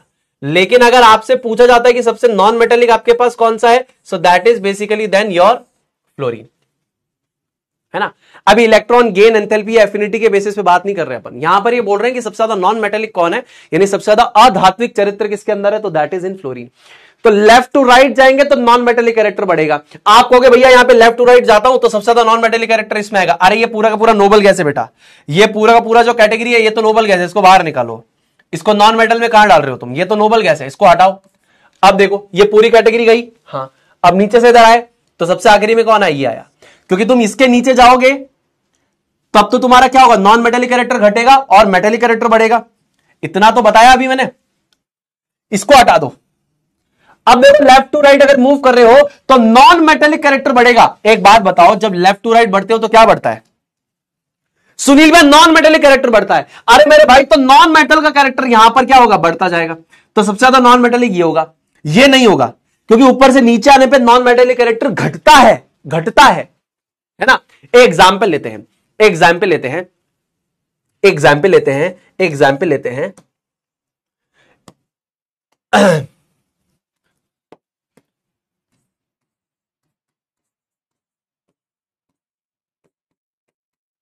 ठीक है। सो इस वाले में जो हमारे पास ये है ग्रुप 14 कार्बन फैमिली है हमारे पास। आप मुझे देखें, अगर इसको आप बताएंगे तो देखिए क्या होगा। कार्बन आपसे पूछो तो क्या होगा, सिलिकॉन क्या होगा, जर्मेनियम क्या होगा, टिन क्या होगा और लेड क्या होगा। ये बेसिकली इनका नेचर क्या होगा। अगर आप ये देखें तो ये बेसिकली हमारे पास क्या है सुनील भैया, ये नॉन मेटल है ना। ये दोनों के दोनों हमारे क्या है, मेटलॉइड है, यानी कि उपधातु है। ये भी मेटलॉइड है, उपधातु है। ये दोनों हमारे पास क्या है, मेटल है, और ये भी क्या है, मेटल है। तो इसका क्या सरल सा तात्पर्य है, मैं आपसे छोटी सी बात पूछूं तो सरल सा तात्पर्य क्या है, ऊपर से नीचे आते वक्त आपका मेटेलिक कैरेक्टर क्या होता है बेटा, आपका मेटल का कैरेक्टर जो होता है वो बढ़ता है, और नॉन मेटेलिक कैरेक्टर आपका क्या होता है, घटता है। देख रहे हैं आप, नॉन मेटल का जो कैरेक्टर है वो बेसिकली आपका घटता है। तो ये नॉन मेटल, ये मेटलॉइड, ये मेटलॉइड, ये मेटल, ये मेटल, यानी ऊपर से नीचे आते समय मेटल का कैरेक्टर जो है वो बढ़ता है और नॉन मेटल का कैरेक्टर जो है वो घटता है। ठीक है, सारी बातें यहां तक समझ में आ गई तो एक बार चैट बॉक्स में आए भैया लगा दो और साथ में दिल लगा दो कि सुनील भाई तुम्हारी सारी बातें यहां पे समझ में आ रही है, कोई दिक्कत नहीं आ रही है। सुनील भैया आपकी सारी बातें समझ में आ रही है, आए भैया लगा दो, समझ में आ रहा है, कोई दिक्कत नहीं आ रही। सर कुछ सोल्यूशन दे दो, आईएएस 15 में क्या हो रहा है। Yes, CS is the most metallic in the entire modern periodic table, और आपका फ्लोरीन जो हो जाएगा सबसे ज्यादा नॉन मेटेलिक हो जाएगा। यहां पर आप लिख सकते हैं, इधर इसको लिख भी सकते हैं आप, है ना, is the most metallic, and यहां पर आप लिख सकते हैं fluorine is the most non metallic. ठीक है, क्लियर है बात। चलो एक बार लिख देंगे आए आए आए आए आए आए, क्या बात है। देखो आपको ओलिवा को कुछ नहीं बोलना है ना, ओलिविया या ओलिवा जो भी आपका नाम है बेटा, मेरे को आपसे कोई प्रॉब्लम नहीं है, मैं तो हर एक बच्चे को अपना अपना ही मान के चलता हूं। बस आपको वो चीज नहीं बोलनी चाहिए थी, एक शिक्षक को या किसी को भी नहीं बोलनी चाहिए थी कि आप लोगों ने ऐसे कर दिया वैसे कर दिया।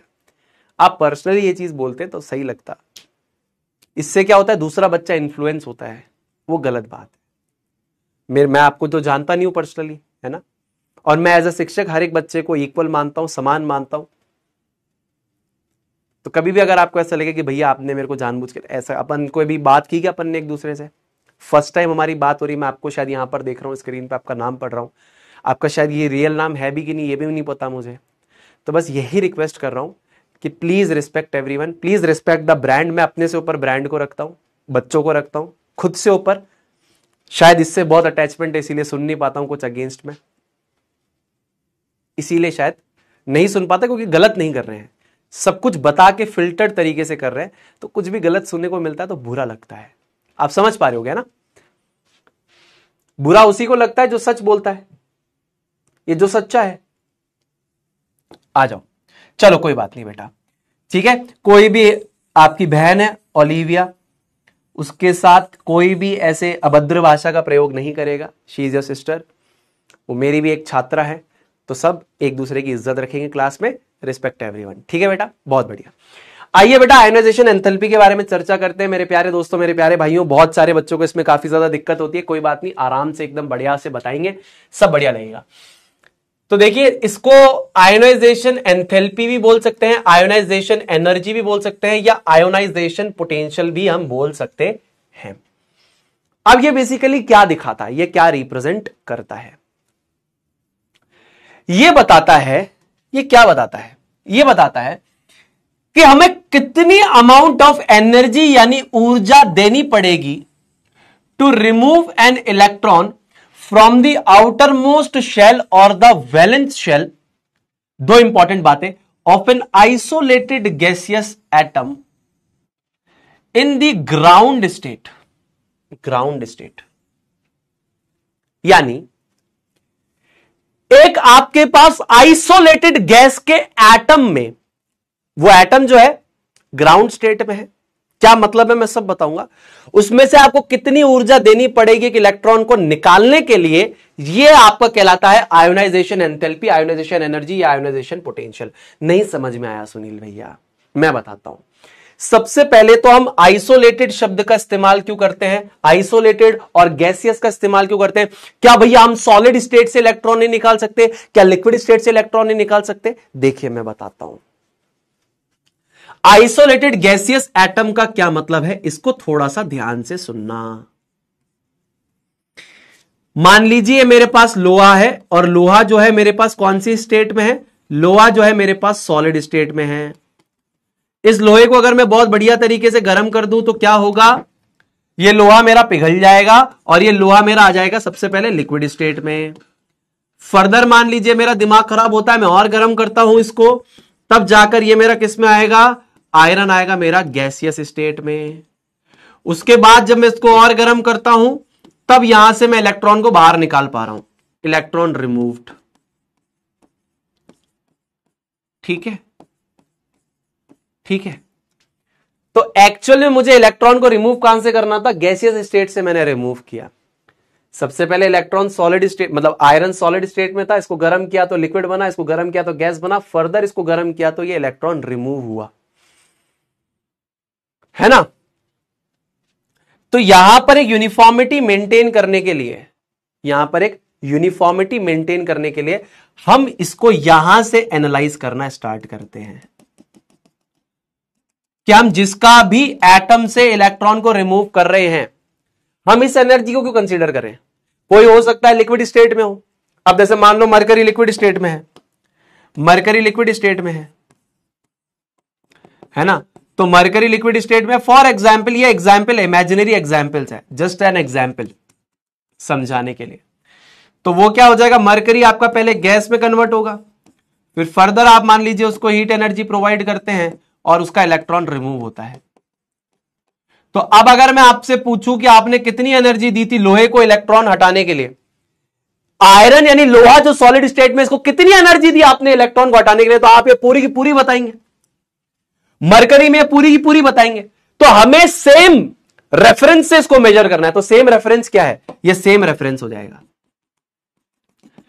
यहां पर कितनी एनर्जी देनी पड़ी, मान लो कि अगर ये गैसियस स्टेट में होते दोनों, तो कितनी एनर्जी देनी पड़ती, तो इनको कंपेयर करना आसान है।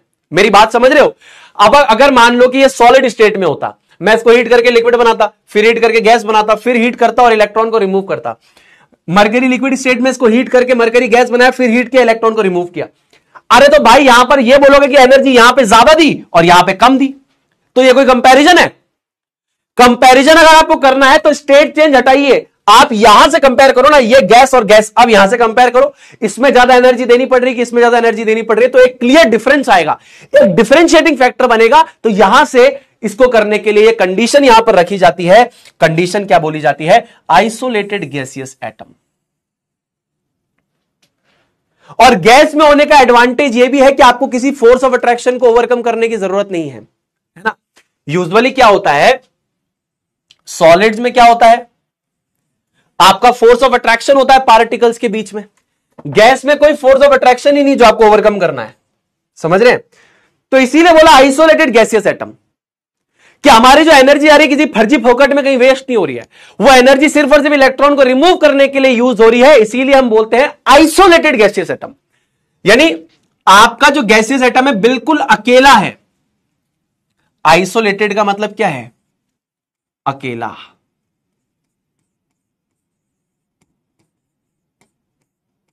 अकेला। तो आप इसको गैसियस फॉर्म में कन्वर्ट करेंगे और उस इकलौते एटम को आपको कितना एनर्जी देना पड़ रहा है इलेक्ट्रॉन रिमूव करने के लिए। अच्छा, साथ ही साथ ये ग्राउंड स्टेट में है, यानी जो इलेक्ट्रॉन है आपके, आपको याद होगा मैंने आपको बताया था कि इलेक्ट्रॉन्स जो है आपके एक्साइटेड स्टेट में होते हैं, याद है?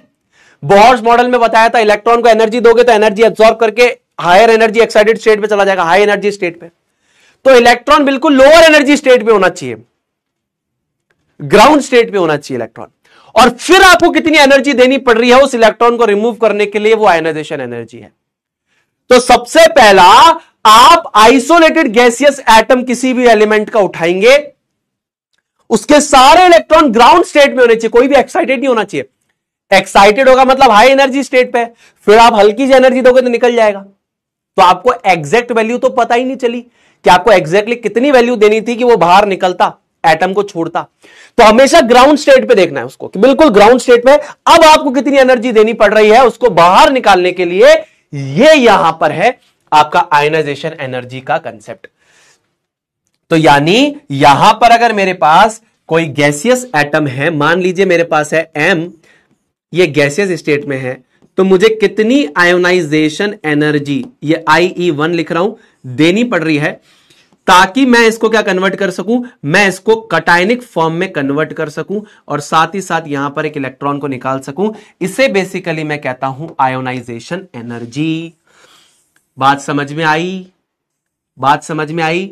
मुझे यहां पर आइसोलेटेड गैसियस एटम यानी किसी भी एलिमेंट के गैसियस एटम जो बिल्कुल अकेला एक सिंगल एटम है, उसको कितना एनर्जी देना पड़ेगा ताकि उसके आउटर मोस्ट शेल के इलेक्ट्रॉन को बाहर निकाल सकूं। समझ रहे?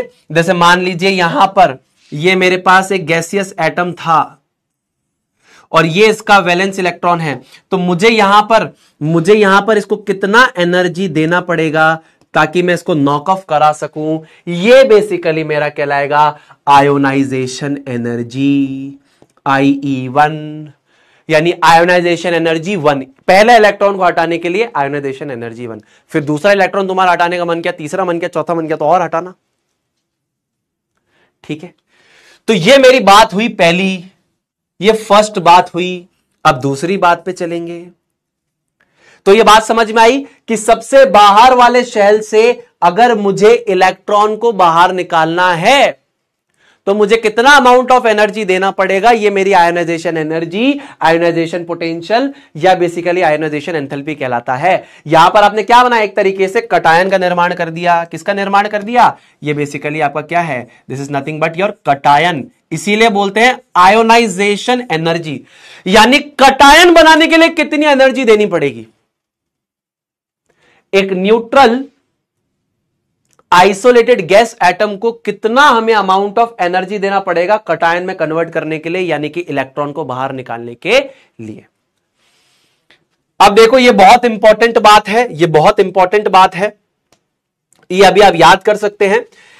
इस केस में आपको एनर्जी देनी पड़ रही है, तो याद रखिएगा आयोनाइजेशन एंथैल्पी की जितनी भी वैल्यूज होगी, जब भी आपको एंथैल्पी की बात होगी, ionisation enthalpy, ionisation potential, ionisation energy, तो याद रखना इसकी वैल्यूज पॉजिटिव होती हैं। कैसी होती है? पॉजिटिव, क्योंकि ये एनर्जी आपको देनी पड़ रही है इलेक्ट्रॉन निकालने के लिए, so that's why it is positive.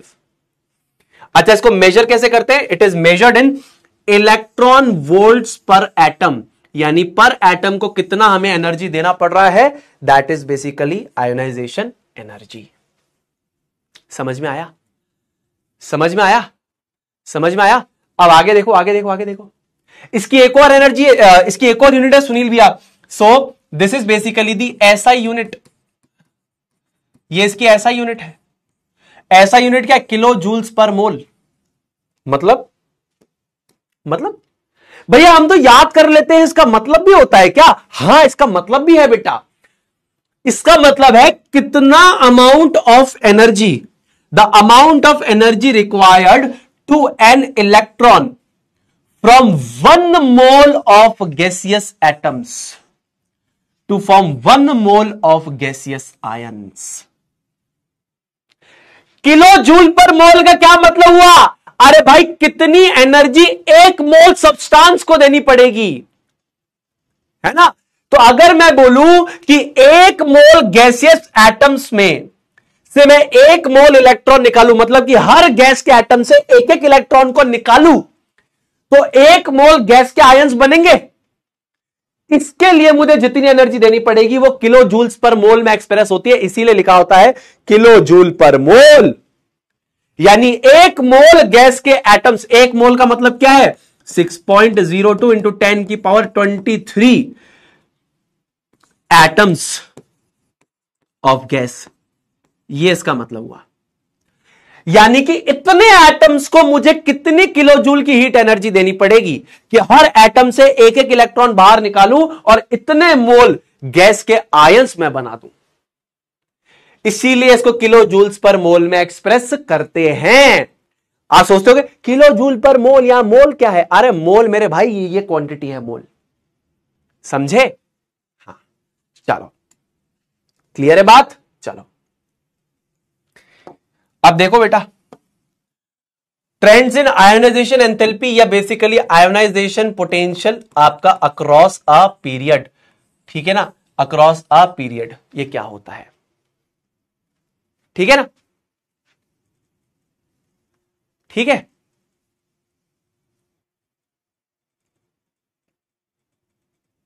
Yes, important point is kilo joule per mole, MOLE नहीं होगा, MOL होगा।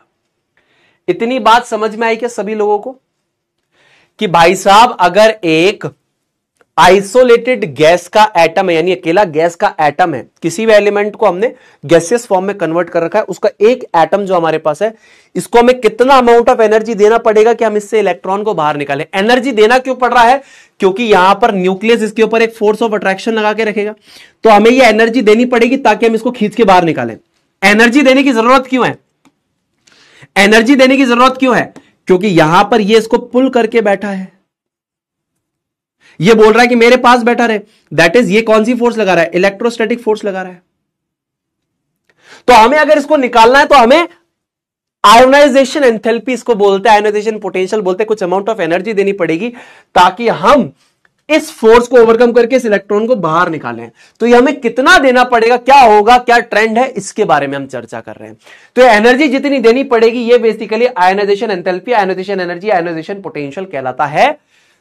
इसकी value electron volt per atom में मेजर की जाती है, ऐसा यूनिट किलो जूल्स पर मोल है, ठीक है। अब क्योंकि हमको एनर्जी देनी पड़ रही है इलेक्ट्रॉन को निकालने के लिए, तो ये वैल्यू जो होती है हमेशा आपकी पॉजिटिव होती है। अब हम पीरियड में लेफ्ट टू राइट मूव कर रहे हैं, तो यहां पर हमें कौन कौन से फैक्टर्स पे बात करनी पड़ेगी? आपको पता है वो दोनों फैक्टर्स, उन्हीं दोनों फैक्टर्स पे मैं बात करूंगा। सबसे पहला, लेफ्ट टू राइट मूव करेंगे तो नंबर ऑफ शेल्स पे क्या फर्क पड़ेगा, और नंबर ऑफ शेल्स के अलावा आपके न्यूक्लियर चार्ज पे क्या फर्क पड़ेगा। तो सुनील भाई न्यूक्लियर चार्ज पे क्या फर्क पड़ता है और नंबर ऑफ शेल्स पे क्या फर्क पड़ता है? तो across a period number of shells remains the same, पढ़ा चुका हूं बार बार बेटा, रिमेन्स द सेम। और nuclear charge increase in steps of 1, her step पे न्यूक्लियर चार्ज बाय 1 इंक्रीज होगा। तो इससे एट द एंड क्या होता है, इससे एट द एंड होता क्या है सुनील भाई, होता क्या है? आपकी एटम की जो साइज है वो रिड्यूस होती है लेफ्ट टू राइट जाने पे, बहुत बढ़िया। एटॉमिक साइज रिड्यूसेस, बहुत बढ़िया, पहला। दूसरा, आप मुझे बताइए जब आप लेफ्ट टू राइट जा रहे थे तो क्या एलिमेंट्स आसानी से अपने इलेक्ट्रॉन्स को लूज कर रहे थे? नहीं सुनील भैया। क्यों? क्योंकि सुनील भैया जब हम लेफ्ट टू राइट मूव करते हैं तो नंबर ऑफ शेल्स तो आपके सेम ही रहते हैं, हर पॉइंट पे आपका न्यूक्लियर चार्ज बढ़ता जाता है, जिस वजह से न्यूक्लियस का जो पुल है ऑन द आउटरमोस्ट इलेक्ट्रॉन बढ़ता है, तो साइज छोटी हो जाती है। और इलेक्ट्रॉन देने की टेंडेंसी आपकी रिड्यूस हो जाती है, मेटेलिक कैरेक्टर घटता है, नॉन मेटेलिक कैरेक्टर बढ़ता है, इलेक्ट्रॉन का एक्सेप्ट करने की टेंडेंसी बढ़ती है। साथ ही साथ जब लेफ्ट टू राइट जाएंगे सुनील भैया, तो अगर आप बोल रहे हो कि यहां पर आपका न्यूक्लियर चार्ज बढ़ रहा है, तो फिर तो इलेक्ट्रॉन को निकालना डिफिकल्ट नहीं हो जाएगा, क्योंकि आयनाइजेशन एनर्जी क्या है कि हमें वो एनर्जी देनी है जिससे कि हम न्यूक्लियर जो अट्रैक्शन है, यानी इलेक्ट्रोस्टैटिक फोर्स ऑफ अट्रैक्शन को ओवरकम करके इलेक्ट्रॉन को बाहर निकालें। तो जब लेफ्ट टू राइट जाएंगे तो यहां पर आपका न्यूक्लियस का जो न्यूक्लियर चार्ज बढ़ रहा है, यानी इलेक्ट्रोस्टैटिक फोर्स ऑफ अट्रैक्शन बढ़ रहा है, यानी हमें ज्यादा एनर्जी देनी पड़ेगी इलेक्ट्रॉन को बाहर निकालने के लिए। तो यहां पर क्या होगा, more amount of energy needs to be given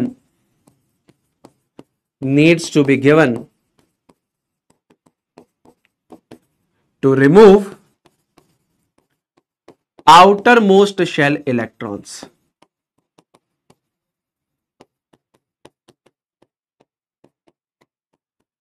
इसका मतलब आयोनाइजेशन एंथैल्पी बढ़ेगी या घटेगी?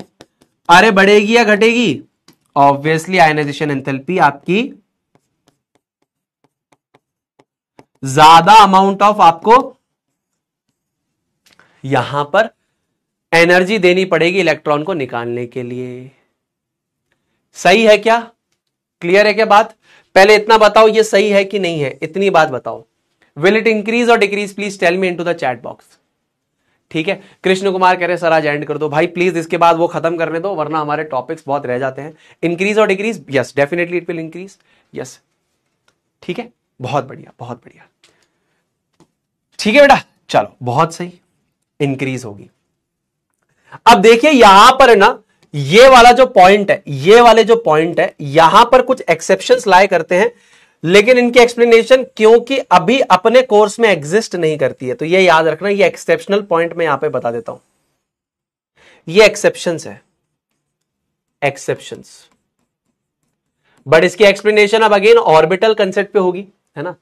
तो exceptions, explanation out of scope of syllabus.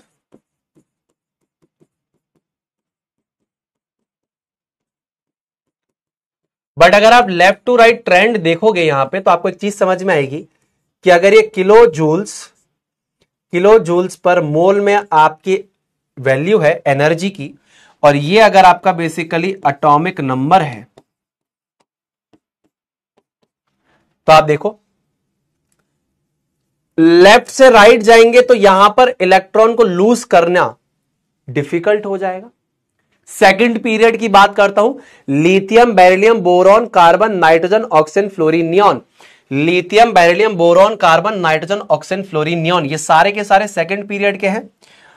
तो अगर आप देखेंगे तो सबसे जो कम आयोनाइजेशन एंथैल्पी है, यानी कि जो सबसे आसानी से इलेक्ट्रॉन लूज करेगा, वो है लिथियम, और सबसे मुश्किल तरीके से जो इलेक्ट्रॉन को लूज करेगा, that is basically your neon. ठीक है, ये देखो, तो आयनाइजेशन एंथैल्पी इंक्रीज हो रही है। देखो आयनाइजेशन एंथैल्पी इंक्रीज हो रही है विद सम एक्सेप्शंस, ये एक्सेप्शंस यहां पर लाई कर रहे हैं। अब ये या तो पूरा ऐसे लीनियरली बढ़ना चाहिए था, ऐसे बढ़ना चाहिए था, यूं। ये कैसे बढ़ रहा है? यूं करके फिर गिर रहा है, फिर बढ़ रहा है, फिर गिर रहा है, फिर बढ़ रहा है, ऐसे चल रहा है। तो ये लीनियरली बढ़ना चाहिए था, ये डिप खा के फिर चल रहा है। तो ये दोनों पॉइंट एक्सेप्शन के हैं। बाकी आप देखेंगे तो कर्व एट द एंड आप देखेंगे तो बढ़ ही रही है वैल्यू। तो लिथियम से हमने स्टार्ट किया और नियॉन तक हम गए, तो ये आई होप आपको समझ में आया होगा। उसी प्रकार से ionisation enthalpy down the group, again दोनों चीजों के एनालिसिस हम करेंगे, फटाफट से करेंगे, जल्दी से देखो। सुनील भैया नंबर ऑफ शेल्स, सुनील भैया नंबर ऑफ शेल्स की अगर हम बात करें तो क्या होगा, और उसके बाद अगर हम बात करें न्यूक्लियर चार्ज की, जब हम डाउन द ग्रुप आते हैं, ये सब मैंने पढ़ा दिया, तो उस पर क्या होगा। ध्यान से फोकस पूरा बोर्ड के ऊपर। Number of shells increase in steps of 1, her step पे आपके नंबर ऑफ शेल 1 से बढ़ेगी, साथ ही साथ न्यूक्लियर चार्ज भी आपका क्या होगा, आपका बढ़ेगा। लेकिन कहीं ना कहीं ये इसको ओवरवे कर देगी, overweighs the effect of nuclear charge. तो इसकी वजह से साइज बढ़ जाती है, साइज बढ़ जाती है सुनील भैया, साइज बढ़ जाती है सुनील भैया। साथ ही साथ सुनील भैया इलेक्ट्रॉन्स आसानी से लूज हो जाते हैं क्योंकि न्यूक्लियस का इफेक्ट आउटर मोस्ट शेल के इलेक्ट्रॉन्स पे इतना स्ट्रांगली नहीं रहता। मैंने एग्जांपल भी दिया आपको कि अगर मैं गाना गा रहा हूं, मैं अपनी आवाज को तेज कर रहा हूं, लेकिन लास्ट रो वाला बच्चा एक रो और आगे कूद जा रहा है, फिर एक रो आगे कूद जा रहा है, फिर एक रो आगे कूद जा रहा है, तो मेरा आवाज तेज करने का मतलब क्या है? यानी अगर न्यूक्लियर चार्ज बढ़ भी रहा है और नंबर ऑफ शेल्स भी साइड बाय साइड बढ़ रहे हैं, तो न्यूक्लियर चार्ज के बढ़ने का कोई इफेक्ट यहां पर नजर नहीं आएगा और यह इसको ओवरवे कर देगा, जिसकी वजह से एटम का साइज बढ़ रहा है, एटम का साइज बढ़ रहा है। यानी यहां पर क्या हो रहा है, इतना ज्यादा इफेक्ट नहीं है न्यूक्लियर चार्ज का, ठीक है ना। तो यहां पर लेस अमाउंट ऑफ एनर्जी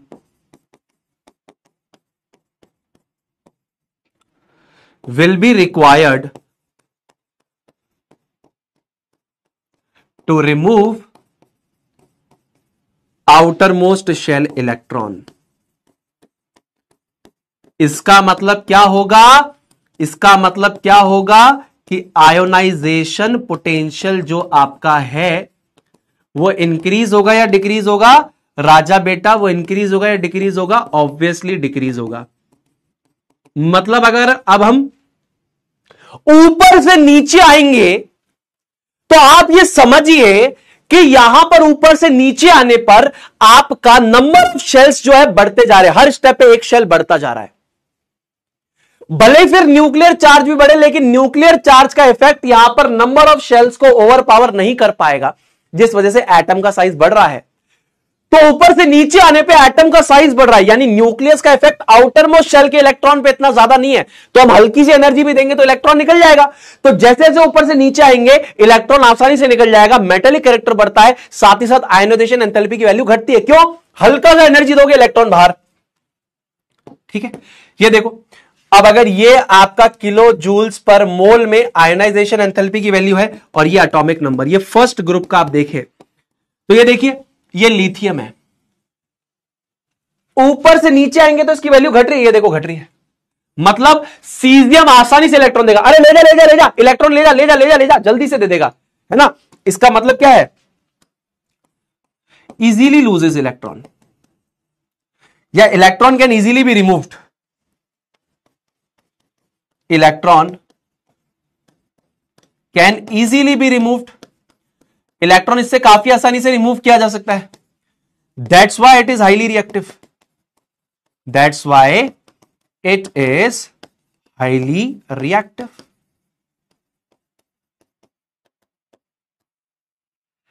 ठीक है, क्लियर है बात? क्लियर है बात? समझ में आ रही है क्या बातें? अरे भाई समझ में आ रही है सारी बातें, फील दिला पा रहा हूं, तुम्हारी किताब से बहुत सारे डिफरेंट चीजें बता रहा हूं, लेकिन आई होप ये सारी चीजें तुम्हें समझ में आ रही है, ठीक है। तो सुनील भैया एक बार across a period and down the group पूरा का पूरा एक बार बता दो। तो ये देखो एक ही बार में पूरा आयोनाइजेशन एनर्जी को पूरा समराइज मार देता हूं अगर मैं, तो तुम देखो कुछ इस तरीके का कर्व तुमको दिखता है। तो देखो ये मान लो तुम्हारे पास क्या है, हाइड्रोजन है, ठीक है। ध्यान से देखना, ध्यान से देखना, यह है तुम्हारा किलो जूल्स पर मोल में और यह है तुम्हारा एटॉमिक नंबर। तो ये पूरा ओवरऑल ट्रेंड दोनों को जोड़ दिया मैंने, तो ध्यान से देखो क्या बनेगा। अब तुमको पता है कि लेफ्ट टू राइट जाओगे तो इलेक्ट्रॉन को रिमूव करना काफी ज्यादा डिफिकल्ट होगा। तो पहले पीरियड में है हाइड्रोजन और फिर है हीलियम, पहले पीरियड में हाइड्रोजन फिर है हीलियम। ध्यान से देखना एक बार, पहले पीरियड में हाइड्रोजन फिर है हीलियम, पहले पीरियड में हाइड्रोजन फिर है हीलियम। तो लेफ्ट टू राइट जाना काफी डिफिकल्ट होगा ना, मतलब कि लेफ्ट टू राइट जाएंगे तो इलेक्ट्रॉन को निकालना काफी डिफिकल्ट है। तो आयोनाइजेशन एंथैल्पी की वैल्यू यहां पर सबसे ज्यादा होगी इन दोनों में। हाँ ठीक है, तो बहुत बढ़िया, बस यही है। देखो इसकी वैल्यू ज्यादा है, हाँ है, ठीक है। फिर वापिस घटेगी, अरे तो मेटल है ना लिथियम, ये तो आसानी से इलेक्ट्रॉन लूज करेगा। फिर लेफ्ट टू राइट जब हम जाते हैं, फिर देखो नियॉन तक सबसे कम होगी बेसिकली आपके एल्कली मेटल की, ये देखो सबसे कम होगी एल्कली मेटल की, और सबसे ज्यादा किसकी होगी? नोबल गैसेस की। इसका क्या मतलब है? सबसे मुश्किल तरीके से इलेक्ट्रॉन्स को लूज करेंगे नोबल गैसेस, और सबसे आसानी से लूज करेगा कौन? आपका ये एल्कली मेटल। ये देखो, एल्कली मेटल सबसे आसानी से इलेक्ट्रॉन लूज करेंगे। सबसे आसानी से इलेक्ट्रॉन कौन लूज करेंगे? Alkali metal. और सबसे डिफिकल्ट तरीके से कौन लूज करेगा? Noble gases.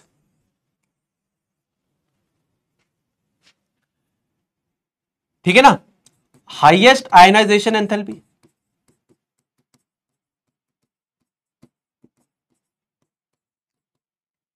Enthalpy, group 18। ठीक है, या डायरेक्ट इसको ग्रुप 18 लिख दो। और लीस्ट आयनाइजेशन एंथैल्पी किसकी होगी? समझ में आ रहा है बेटा? सारी की सारी बातें समझ में आ रही है? सारे के सारे रिलेशन क्लियर कर पा रहे हो? ग्रुप 1 यानी एल्कली मेटल। कौन सा मेटल? Alkali metal. ये कौन सा है? ये है बेसिकली नोबल गैसेस। मजा आ रहा है क्या भाई? क्लियर करवा पा रहा हूं सारी बातें? क्लियर है सारी की सारी बातें? ठीक है। इनसे इलेक्ट्रॉन को निकालना काफी ज्यादा डिफिकल्ट है, इनसे इलेक्ट्रॉन को निकालना काफी ज्यादा आसान है। तो लेफ्ट टू राइट जाएंगे तो आयनाइजेशन एंथैल्पी बढ़ेगी, लेफ्ट टू राइट जाएंगे तो आयनाइजेशन एंथैल्पी बढ़ेगी, लेफ्ट टू राइट जाएंगे तो आयनाइजेशन एंथैल्पी बढ़ेगी, लेफ्ट टू राइट जाएंगे तो आयनाइजेशन एंथैल्पी बढ़ेगी, ऐसे। ठीक है ना? क्लियर है बात? चलो ये बताओ फटाफट से, अब चैट बॉक्स में आंसर लूंगा। It will be difficult to remove the second electron than the first electron from an isolated gaseous atom in ground state. क्या दूसरे इलेक्ट्रॉन को निकालना और ज्यादा डिफिकल्ट होगा पहले इलेक्ट्रॉन से, या दूसरा इलेक्ट्रॉन और आसानी से निकल जाएगा? जल्दी जल्दी जल्दी जल्दी जल्दी फटाफट से बताएंगे। अच्छा एक बात बताएं, कितने बच्चों को यह बात यहां तक समझ में आ रही है?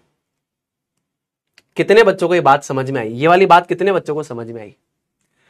ये वाली बात अगर नहीं आई तो एक और बार बताता हूं। ये वाली बात अगर नहीं आई तो एक काम करो, एक और बार मेरी बात को सुनो। तुमको नहीं आएगी ना तो भैया बताएंगे, तुम जितनी बार बोलोगे ना उतनी बार बताएंगे।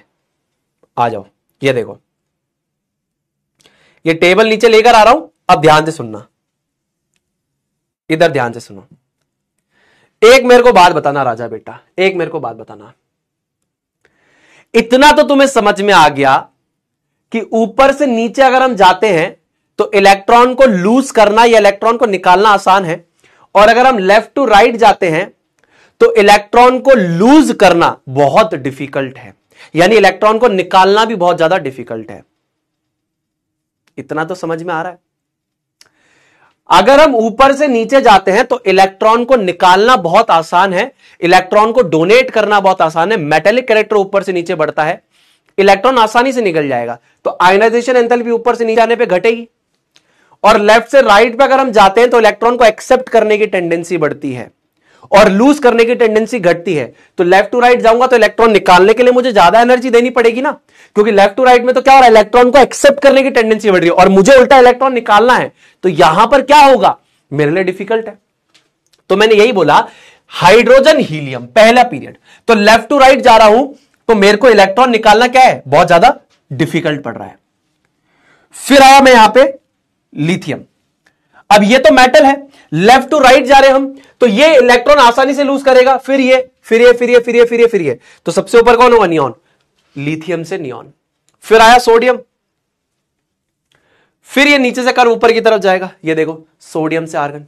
तो सबसे हाईएस्ट आयनाइजेशन एंथैल्पी इनकी होगी, मतलब अपन को इनसे इलेक्ट्रॉन निकालने के लिए बहुत ज्यादा एनर्जी देनी पड़ेगी, और इनसे इलेक्ट्रॉन हम आसानी से निकाल लेंगे।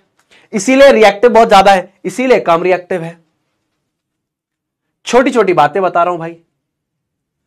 अब मुझे बताओ ज्यादा डिफिकल्ट है क्या, ज्यादा डिफिकल्ट है क्या? ठीक है, चलिए फटाफट से। तो आपको जो भी डाउट आएगा वो भी मुझे बताना, आई विल मेक श्योर कि आपके सारे डाउट्स भी क्लियर हो जाए। अब it will be difficult to remove the second electron, second electron than the first electron from an isolated gaseous atom in the ground state. तो हमेशा याद रखिए यस।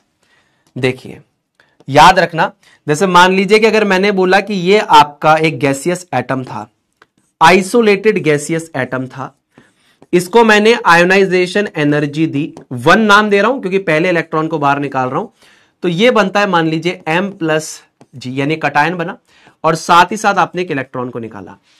अब जब मैं इससे इलेक्ट्रॉन को बाहर निकाल रहा हूंगा तो ऑब्वियसली बेटा मुझे और ज्यादा एनर्जी देनी पड़ेगी, और ज्यादा एनर्जी देनी पड़ेगी। क्यों और ज्यादा एनर्जी देनी पड़ेगी? मान के चलो यहां पे 11 प्रोटॉन 11 इलेक्ट्रॉन थे, तो 11 प्रोटॉन 11 इलेक्ट्रॉन को अट्रैक्ट कर रहे थे, मैंने एक इलेक्ट्रॉन को निकाल दिया, ठीक है।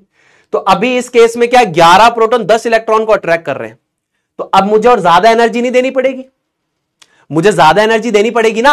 और दूसरी बात, कटायन का साइज यूजुअली नॉर्मल एटम से छोटा होता है।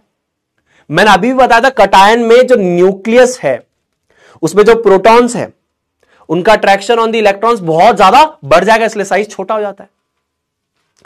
तो भाई ये कटायन बन चुका है, अब इससे एक और इलेक्ट्रॉन निकालना और डिफिकल्ट है। क्या है? और डिफिकल्ट है। तो यहां पर याद रखिए कि ionisation energy 1 will be smaller than ionization energy 2 will be smaller than ionization energy 3 and so on। जितना इलेक्ट्रॉन आप धीरे धीरे निकालने की कोशिश करेंगे आपको और ज्यादा एनर्जी देनी पड़ेगी, आपको और ज्यादा एनर्जी देनी पड़ेगी, यह आपको याद रखना पड़ेगा।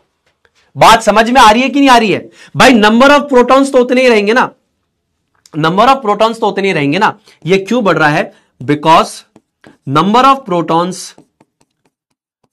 Protons nuclear charge remains the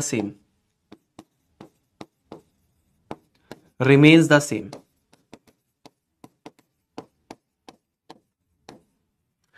and it increases as an electron is ejected। तो जैसे ही आपका एक इलेक्ट्रॉन आपने बाहर निकाला तो बाकी इलेक्ट्रॉन्स के ऊपर जो न्यूक्लियर अट्रैक्शन लग रहा है वो बढ़ जाएगा। मान लीजिए 11 प्रोटॉन 11 इलेक्ट्रॉन थे, आपने एक इलेक्ट्रॉन निकाला, अब 11 प्रोटॉन 10 इलेक्ट्रॉन को घसीट रहे होंगे अंदर, फिर आपने एक और निकाला तो 11 प्रोटॉन 9 इलेक्ट्रॉन को घसीट रहे होंगे, तो भाई साहब आपके लिए और डिफिकल्ट हो जाएगा उस इलेक्ट्रॉन को बाहर निकालना। तो आपको यह समझना पड़ेगा बेटा, ठीक है। चलो, helium will have the highest ionisation energy while caesium will have the lowest ionisation energy. जल्दी से बताइए, क्या मुझे हीलियम के केस में सबसे ज्यादा आयोनाइजेशन एंथैल्पी देना पड़ेगा एंड सीजियम के केस में सबसे लोवेस्ट? हां कि ना? हां कि ना? हां कि ना? हां कि ना? यस और नो, यस और नो, यस और नो, यस और नो, यस और नो, यस और नो, यस और नो, यस और नो, यस और नो, यस और नो, यस और नो, यस, ऑब्वियसली यस। देखिए 95 से ऊपर % बच्चे पढ़ाई कर रहे हैं, आप लोग भी पढ़ाई करिए। जो कुछ बच्चे 5% ऐसे बच्चे जो बातें कर रहे हैं मत करो। देखो कितने बच्चे अच्छे हैं, कितने बढ़िया आंसर दे रहे हैं। यस, बिल्कुल सही। और मैं आपको एक कर्व से भी प्रूव कर देता हूं और मैं इससे भी प्रूव कर देता हूं। देखो सबसे हाईएस्ट आयोनाइजेशन एनर्जी किसकी है या एंथैल्पी किसकी है? हीलियम की है। और सबसे लोएस्ट जो आप यहां पर देख रहे हैं, ये देखिए, ये सबसे लोएस्ट किसकी है? सीजियम की है। सबसे लोएस्ट सीजियम की है और सबसे हाईएस्ट किसकी है? हीलियम की है, ठीक है ना। और ये दिमाग लगाने वाली बात भी है। देखो जब हम ऊपर से नीचे आते हैं तो आयोनाइजेशन एंथैल्पी की वैल्यू कम होती है और लेफ्ट टू राइट जाते हैं तो बढ़ती है। तो ऊपर से नीचे आएंगे तो सबसे कम इसी की होगी, और लेफ्ट टू राइट जाएंगे तो सबसे ऊपर ये इसी की होगी। नीचे आने पे तो घट रही है वैल्यू, लेफ्ट टू राइट जाएंगे, लेफ्ट टू राइट जाएंगे तो ये आ रहा है सबसे ऊपर, और ऊपर से नीचे जाएंगे तो सबसे आखिरी में ये आ रहा है। तो सबसे हाईएस्ट आयोनाइजेशन एंथैल्पी इसकी होगी, सबसे लोएस्ट इसकी होगी, सबसे हाईएस्ट इसकी होगी। सबसे आसानी से इलेक्ट्रॉन ये दे देगा, सबसे मुश्किल तरीके से इलेक्ट्रॉन ये देगा। ये देखो, ये देखो, ठीक है बेटा। चलो अब लास्ट टॉपिक करूंगा आज का, इलेक्ट्रॉन एफिनिटी। जल्दी से खत्म कर दूंगा, कोई दिक्कत नहीं है, बहुत सरल सा टॉपिक है, फटाफट से खत्म करेंगे। आ जाओ जल्दी से, फटाफट से आ जाओ, सवाल करेंगे इसके ऊपर फिर। अब देखो ये थोड़ा सा उल्टा प्रोसेस है, ध्यान से समझना। What is electron affinity Sunil भैया? एफिनिटी का मतलब होता है प्यार।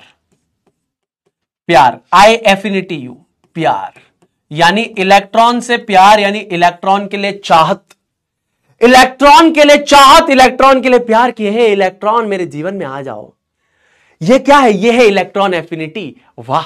तो ध्यान से देखो, ये क्या होता है? The amount of energy released when an electron is added to the outermost shell of an isolated gaseous atom. अब अगेन यहां पर ये उसका उल्टा है।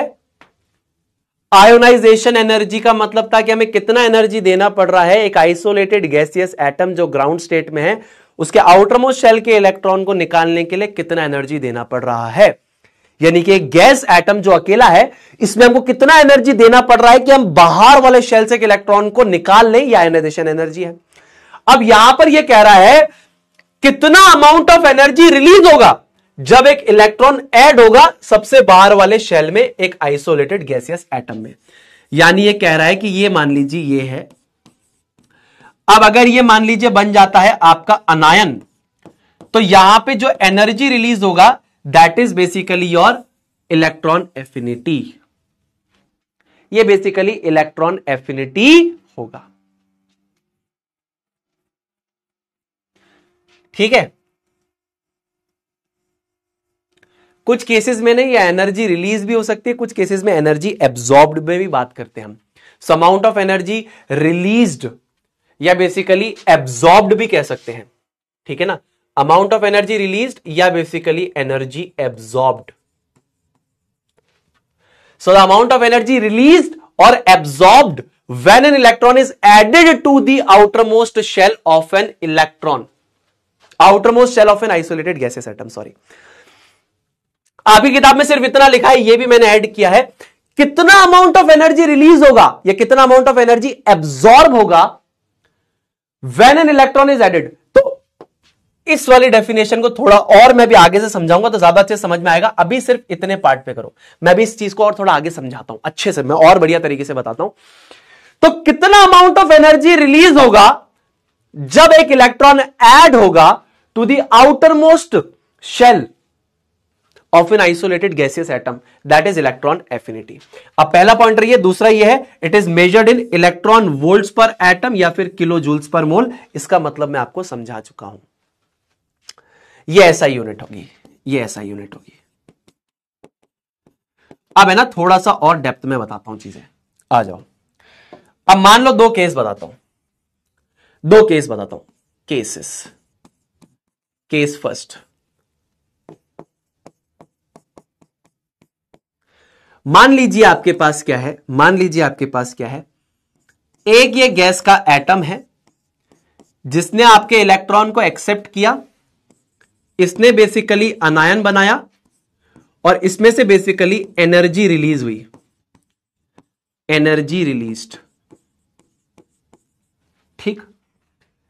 फिर एक केस होता है, ये गैस है, ये इलेक्ट्रॉन है, इस इलेक्ट्रॉन को जबरदस्ती हमने एनर्जी दी है, हमने इलेक्ट्रॉन को जबरदस्ती क्या दी है, एनर्जी दी है, ताकि ये इसके अंदर कूदे और ये क्या बनाए, ये बेसिकली M-G का निर्माण करे। दोनों अलग अलग केस है। थोड़ा एडवांस लेवल बता रहा हूं, एडवांस लेवल है, किताब से बहुत ऊपर है, ध्यान से सुनना तो क्लैरिटी मिलेगी कि तुम्हारा इलेक्ट्रॉन गेन एंथैल्पी और इलेक्ट्रॉन एफिनिटी में क्या अंतर है, इसमें भी अंतर क्या है वो पता चलेगा। अब ध्यान से सुनो, ध्यान से सुनना। अगर एक आपका आइसोलेटेड गैस का एटम जो है ये इलेक्ट्रॉन को एक्सेप्ट करता है और ये बनाता है आपका अनायन और साथ में एनर्जी रिलीज होती है, तो यहां पर इलेक्ट्रॉन एफिनिटी क्या हुई, इस केस में इलेक्ट्रॉन एफिनिटी आपकी क्या हुई, इसको इलेक्ट्रॉन से प्यार है तो इलेक्ट्रॉन एफिनिटी पॉजिटिव हुई। कैसे? मान लीजिए मेरे पास क्या है, फ्लोरीन है, ये है fluorine, chlorine, bromine, iodine, एस्टेटीन want to accept electrons.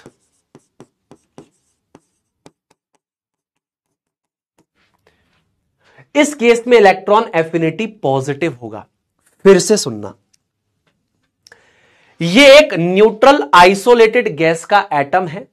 For example मान लो फ्लोरीन, क्लोरीन, ब्रोमीन, आयोडीन, ये कहता है भैया इलेक्ट्रॉन दो, इलेक्ट्रॉन दो, इलेक्ट्रॉन दो। अरे मैं तो गरीब हूं, इलेक्ट्रॉन दो, इलेक्ट्रॉन दो, इलेक्ट्रॉन दो, इलेक्ट्रॉन दो। तो ये जो इलेक्ट्रॉन को लेंगे अनायन बनेगा, साथ में एनर्जी रिलीज होगी। इस केस में हम कहते हैं कि ये इलेक्ट्रॉन से प्यार करते हैं। फ्लोरीन, क्लोरीन एकदम ऐसे हैं, इलेक्ट्रॉन दे दो, अरे हम बहुत प्यार करते हैं इलेक्ट्रॉन से, इलेक्ट्रॉन मेरा है, इलेक्ट्रॉन मेरा है, खींच लेंगे इलेक्ट्रॉन को। मतलब इलेक्ट्रॉन के लिए लड़ाई झगड़ा कर लेंगे। लेकिन ऐसा हो सकता है कि किसी केस में इलेक्ट्रॉन पसंद ही ना हो सामने वाले को और आप जबरदस्ती दें। यानी एक तरीके से मुझे पाव भाजी पसंद है, पाव भाजी चाहिए, पाव भाजी दे दो, तो ये मेरा इलेक्ट्रॉन एफिनिटी यानी पाव भाजी को लेकर प्यार है, मुझे चाहिए, मुझे चाहिए, मुझे दे दो, मुझे दे दो। लेकिन मुझे चाहिए पाव भाजी, मम्मी दे रही है लौकी की सब्जी, तो मेरी इलेक्ट्रॉन एफिनिटी यानी जो है वो नेगेटिव है। अरे मुझे चाहिए ही नहीं, आप जबरदस्ती दे रहे हो। यानी इलेक्ट्रॉन चाहिए नहीं, जबरदस्ती दे रहे हो। नहीं चाहिए इलेक्ट्रॉन, क्यों दे रहे हो? मैं तो दूंगा, मैं तो दूंगा इलेक्ट्रॉन, तेरे को लेना है तो ले, मैं तो दूंगा, मैं तो दूंगा, मेरा मन है। जैसे कि हीलियम कह रहा है भैया मेरे पास इलेक्ट्रॉन है, neon, argon, krypton, xenon, radon, ये कह रहे हैं अरे भैया डोंट वांट इलेक्ट्रॉन, अरे हमको चाहिए ही नहीं। अरे भैया पागल वागल हो गए हैं क्या? हमको नहीं चाहिए, हम पहले ही भरे हुए हैं, हमारे पेट में 8 रोटी है, हम 9वीं रोटी नहीं खाएंगे। नहीं खानी पड़ेगी, जबरदस्ती खानी पड़ेगी। तो ये आपके 2 केसेस बनते हैं, electron affinity positive and negative, दोनों हो सकती है।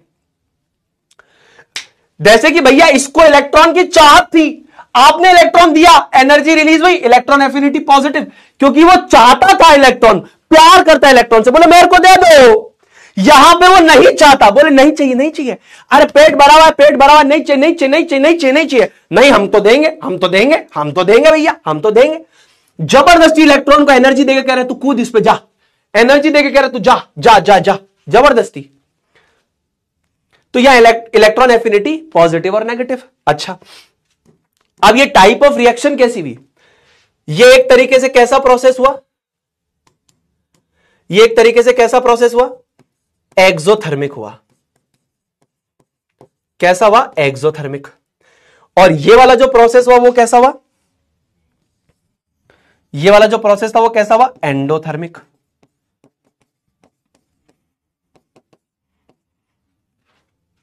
यानी इसमें ही एनर्जी निकली, इसमें हमको एनर्जी देनी पड़ी। तो यहां पर एक और टर्म आती है जिसे हम बोलते हैं electron gain enthalpy. Electron gain enthalpy, electron gain enthalpy. अब इलेक्ट्रॉन गेन एंथैल्पी यहां पर क्या हो जाएगी? इलेक्ट्रॉन गेन एंथैल्पी में आप कंफ्यूज होते हैं, आपकी किताब लिखती है और दोनों में स्लाइट डिफरेंस है। तो इलेक्ट्रॉन गेन एंथैल्पी यहां पर क्या हो जाएगी? ये हो जाएगी, इसकी वैल्यू हो जाएगी नेगेटिव और इसकी वैल्यू हो जाती है यहां पर पॉजिटिव। तो देखिए यहां पे साइन कन्वेंशन में डिफरेंस है। अगर आप देखेंगे तो यहां पर साइन कन्वेंशन में देखिए आपको डिफरेंस नजर आएगा। ये देखो, ये देखो, इसीलिए मैंने आपको बताया इलेक्ट्रॉन एफिनिटी पॉजिटिव है, इलेक्ट्रॉन एफिनिटी नेगेटिव है। इस केस में इलेक्ट्रॉन गेन एंथैल्पी नेगेटिव है और इलेक्ट्रॉन गेन एंथैल्पी यहां पॉजिटिव है। समझ में आया डिफरेंस? समझ में आया? जब एंथैल्पी शब्द का मैं यूज कर रहा था आयोनाइजेशन एंथैल्पी में, तो मैंने बोला था कि जितना अमाउंट ऑफ हीट एनर्जी देना पड़ेगा, तो वो पॉजिटिव है ना। ये देखो पॉजिटिव, जब आपको एनर्जी देना पड़ रहा है, ये एनर्जी आपने दी, इलेक्ट्रॉन को एनर्जी दी ताकि ये इसमें जाकर ये बनाए, तो एंडोथर्मिक एनर्जी देनी पड़ी, तो एंथैल्पी पॉजिटिव हो गई। जब एनर्जी रिलीज होगी एक्सोथर्मिक, तो इलेक्ट्रॉन गेन एंथैल्पी नेगेटिव। साथ ही साथ टेंडेंसी समझो, इलेक्ट्रॉन को चाहता है, ये चाहता है इलेक्ट्रॉन को तो पॉजिटिव, ये नहीं चाहता इलेक्ट्रॉन को तो नेगेटिव। ये डिफरेंस है इलेक्ट्रॉन एफिनिटी और इलेक्ट्रॉन गेन एंथैल्पी में।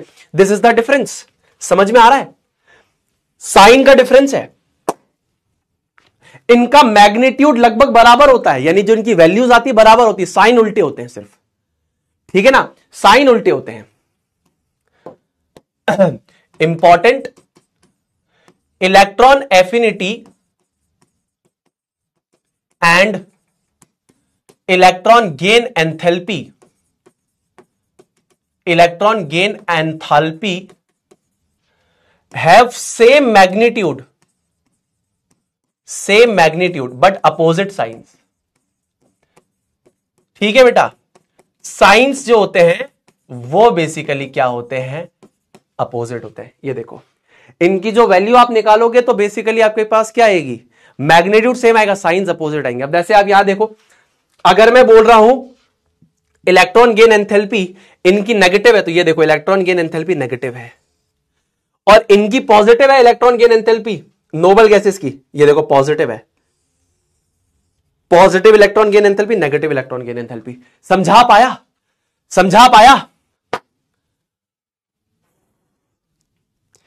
भाई समझा पा रहा हूं क्या? ये सिर्फ तुम्हारे लिए कर रहा हूं क्योंकि तुम्हारी किताब कंफ्यूजन क्रिएट करती है। तुम्हारी किताब लिखती है इलेक्ट्रॉन एफिनिटी जो होता है और इलेक्ट्रॉन गेन एंथैल्पी जो होता है दोनों सेम है, तो अंतर बताने के लिए इतना एफर्ट मार रहा हूं। समझा पा रहा हूं? अरे मैं जो चिल्ला रहा हूं, क्या मैं समझा पा रहा हूं? क्या मैं ये क्लियर करवा पा रहा हूं? क्लियर है? चलिए बाकी का पार्ट नेक्स्ट क्लास में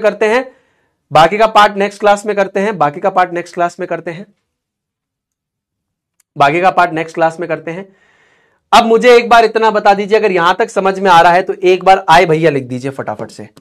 ठीक है, एक बार राइट आए भैया इनटू द चैट बॉक्स। आज की क्लास में हमारे पास कोई हम होमवर्क आपको नहीं दे रहे हैं क्योंकि ये इससे रिलेटेड था तो नहीं देंगे। एक बार आए भैया लिख दो बस। ठीक है, चलो तो एक बार छोटा सा एक रिकैप और दे देता हूं। I will give you a very small recap. एक न्यूट्रल आइसोलेटेड गैस का एटम है, अगर ये इलेक्ट्रॉन एक्सेप्ट करता है, अनायन बनाता है और एनर्जी को रिलीज करता है, जैसे कि for example fluorine, chlorine, bromine, iodine, astatine को इलेक्ट्रॉन से प्यार है, ये चाहते हैं कि ये इलेक्ट्रॉन गेन करें, तो यहां पर ये एनर्जी को रिलीज करेंगे। इलेक्ट्रॉन एफिनिटी कैसी है, ये पॉजिटिव है, मेरे को इलेक्ट्रॉन चाहिए, मेरे को इलेक्ट्रॉन चाहिए, मेरे को इलेक्ट्रॉन चाहिए, दैट इज पॉजिटिव। अगर यहां पर हम जबरदस्ती एनर्जी दे और बोले एटम को कि तू इलेक्ट्रॉन एक्सेप्ट कर, तो यहां पर इलेक्ट्रॉन एफिनिटी है नेगेटिव। जैसे फॉर एग्जांपल नोबल गैसेस, इनको नहीं चाहिए इलेक्ट्रॉन। अच्छा, यहां एनर्जी रिलीज हो रही है एक्सोथर्मिक, तो इलेक्ट्रॉन गेन एंथैल्पी जो है, जैसे आयोनाइजेशन एनर्जी में जब आपने एनर्जी दी थी तो वो क्या था, पॉजिटिव था, यानी कि endothermic, electron gain enthalpy positive. अगर आप बेसिकली यहां पर एनर्जी निकल रही है एक्सोथर्मिक, तो इलेक्ट्रॉन गेन एंथैल्पी नेगेटिव होगी। ये देखिए नेगेटिव और ये देखिए पॉजिटिव। ठीक है, चलिए आज के एफिशिएंसी हैक्स पे फटाफट से फोकस करते हैं, जल्दी से ध्यान से देखो आप, फिर क्लास को एंड करेंगे 2 मिनट के अंदर अंदर। सो एफिशिएंसी हैक्स बाय सुनील भैया में आपका स्वागत है। जल्दी से हम लोग इस चीज को देखेंगे आज। तो Eisenhower matrix to increase the productivity, आपकी प्रोडक्टिविटी बढ़ाने के लिए मैं आइजनहोवर मैट्रिक्स आपके लिए लेके आया हूं। अब आइजनहोवर मैट्रिक्स क्या करती है, सिंपली आपको किसमें आपकी चीजों को आपको इंपॉर्टेंट, नॉट इंपॉर्टेंट, अर्जेंट और नॉट अर्जेंट, इन 4 चीजों में बांटना है। ठीक है, आप जो भी काम करते हैं आपको उन 4 कैटेगरीज में उनको बांटना है। जैसे फॉर एग्जाम्पल बेटा, कुछ काम आपके लिए इंपॉर्टेंट हो सकता है, साथ ही साथ अर्जेंट हो सकता है, जैसे कि पढ़ाई अभी क्या भी करना है। Important and urgent, study please do it now. Important but not urgent, important है लेकिन अर्जेंट नहीं है, तो डिसाइड कब आपको करना है। जैसे कि आपका कोई सैंपल पेपर आया है, या बेसिकली कोई एग्जाम का एक ऐसा पेपर है जिसको आपको एनालाइज करना है, so that is something which is important but not urgent. अभी जरूरी नहीं कि अभी करना है, इंपॉर्टेंट है और अर्जेंट है, मतलब जरूरी भी है और अभी करना है, अभी करो। इंपॉर्टेंट एंड नॉट अर्जेंट, इतना अर्जेंट नहीं है तो बाद में एक टाइम बनाओ तब करना।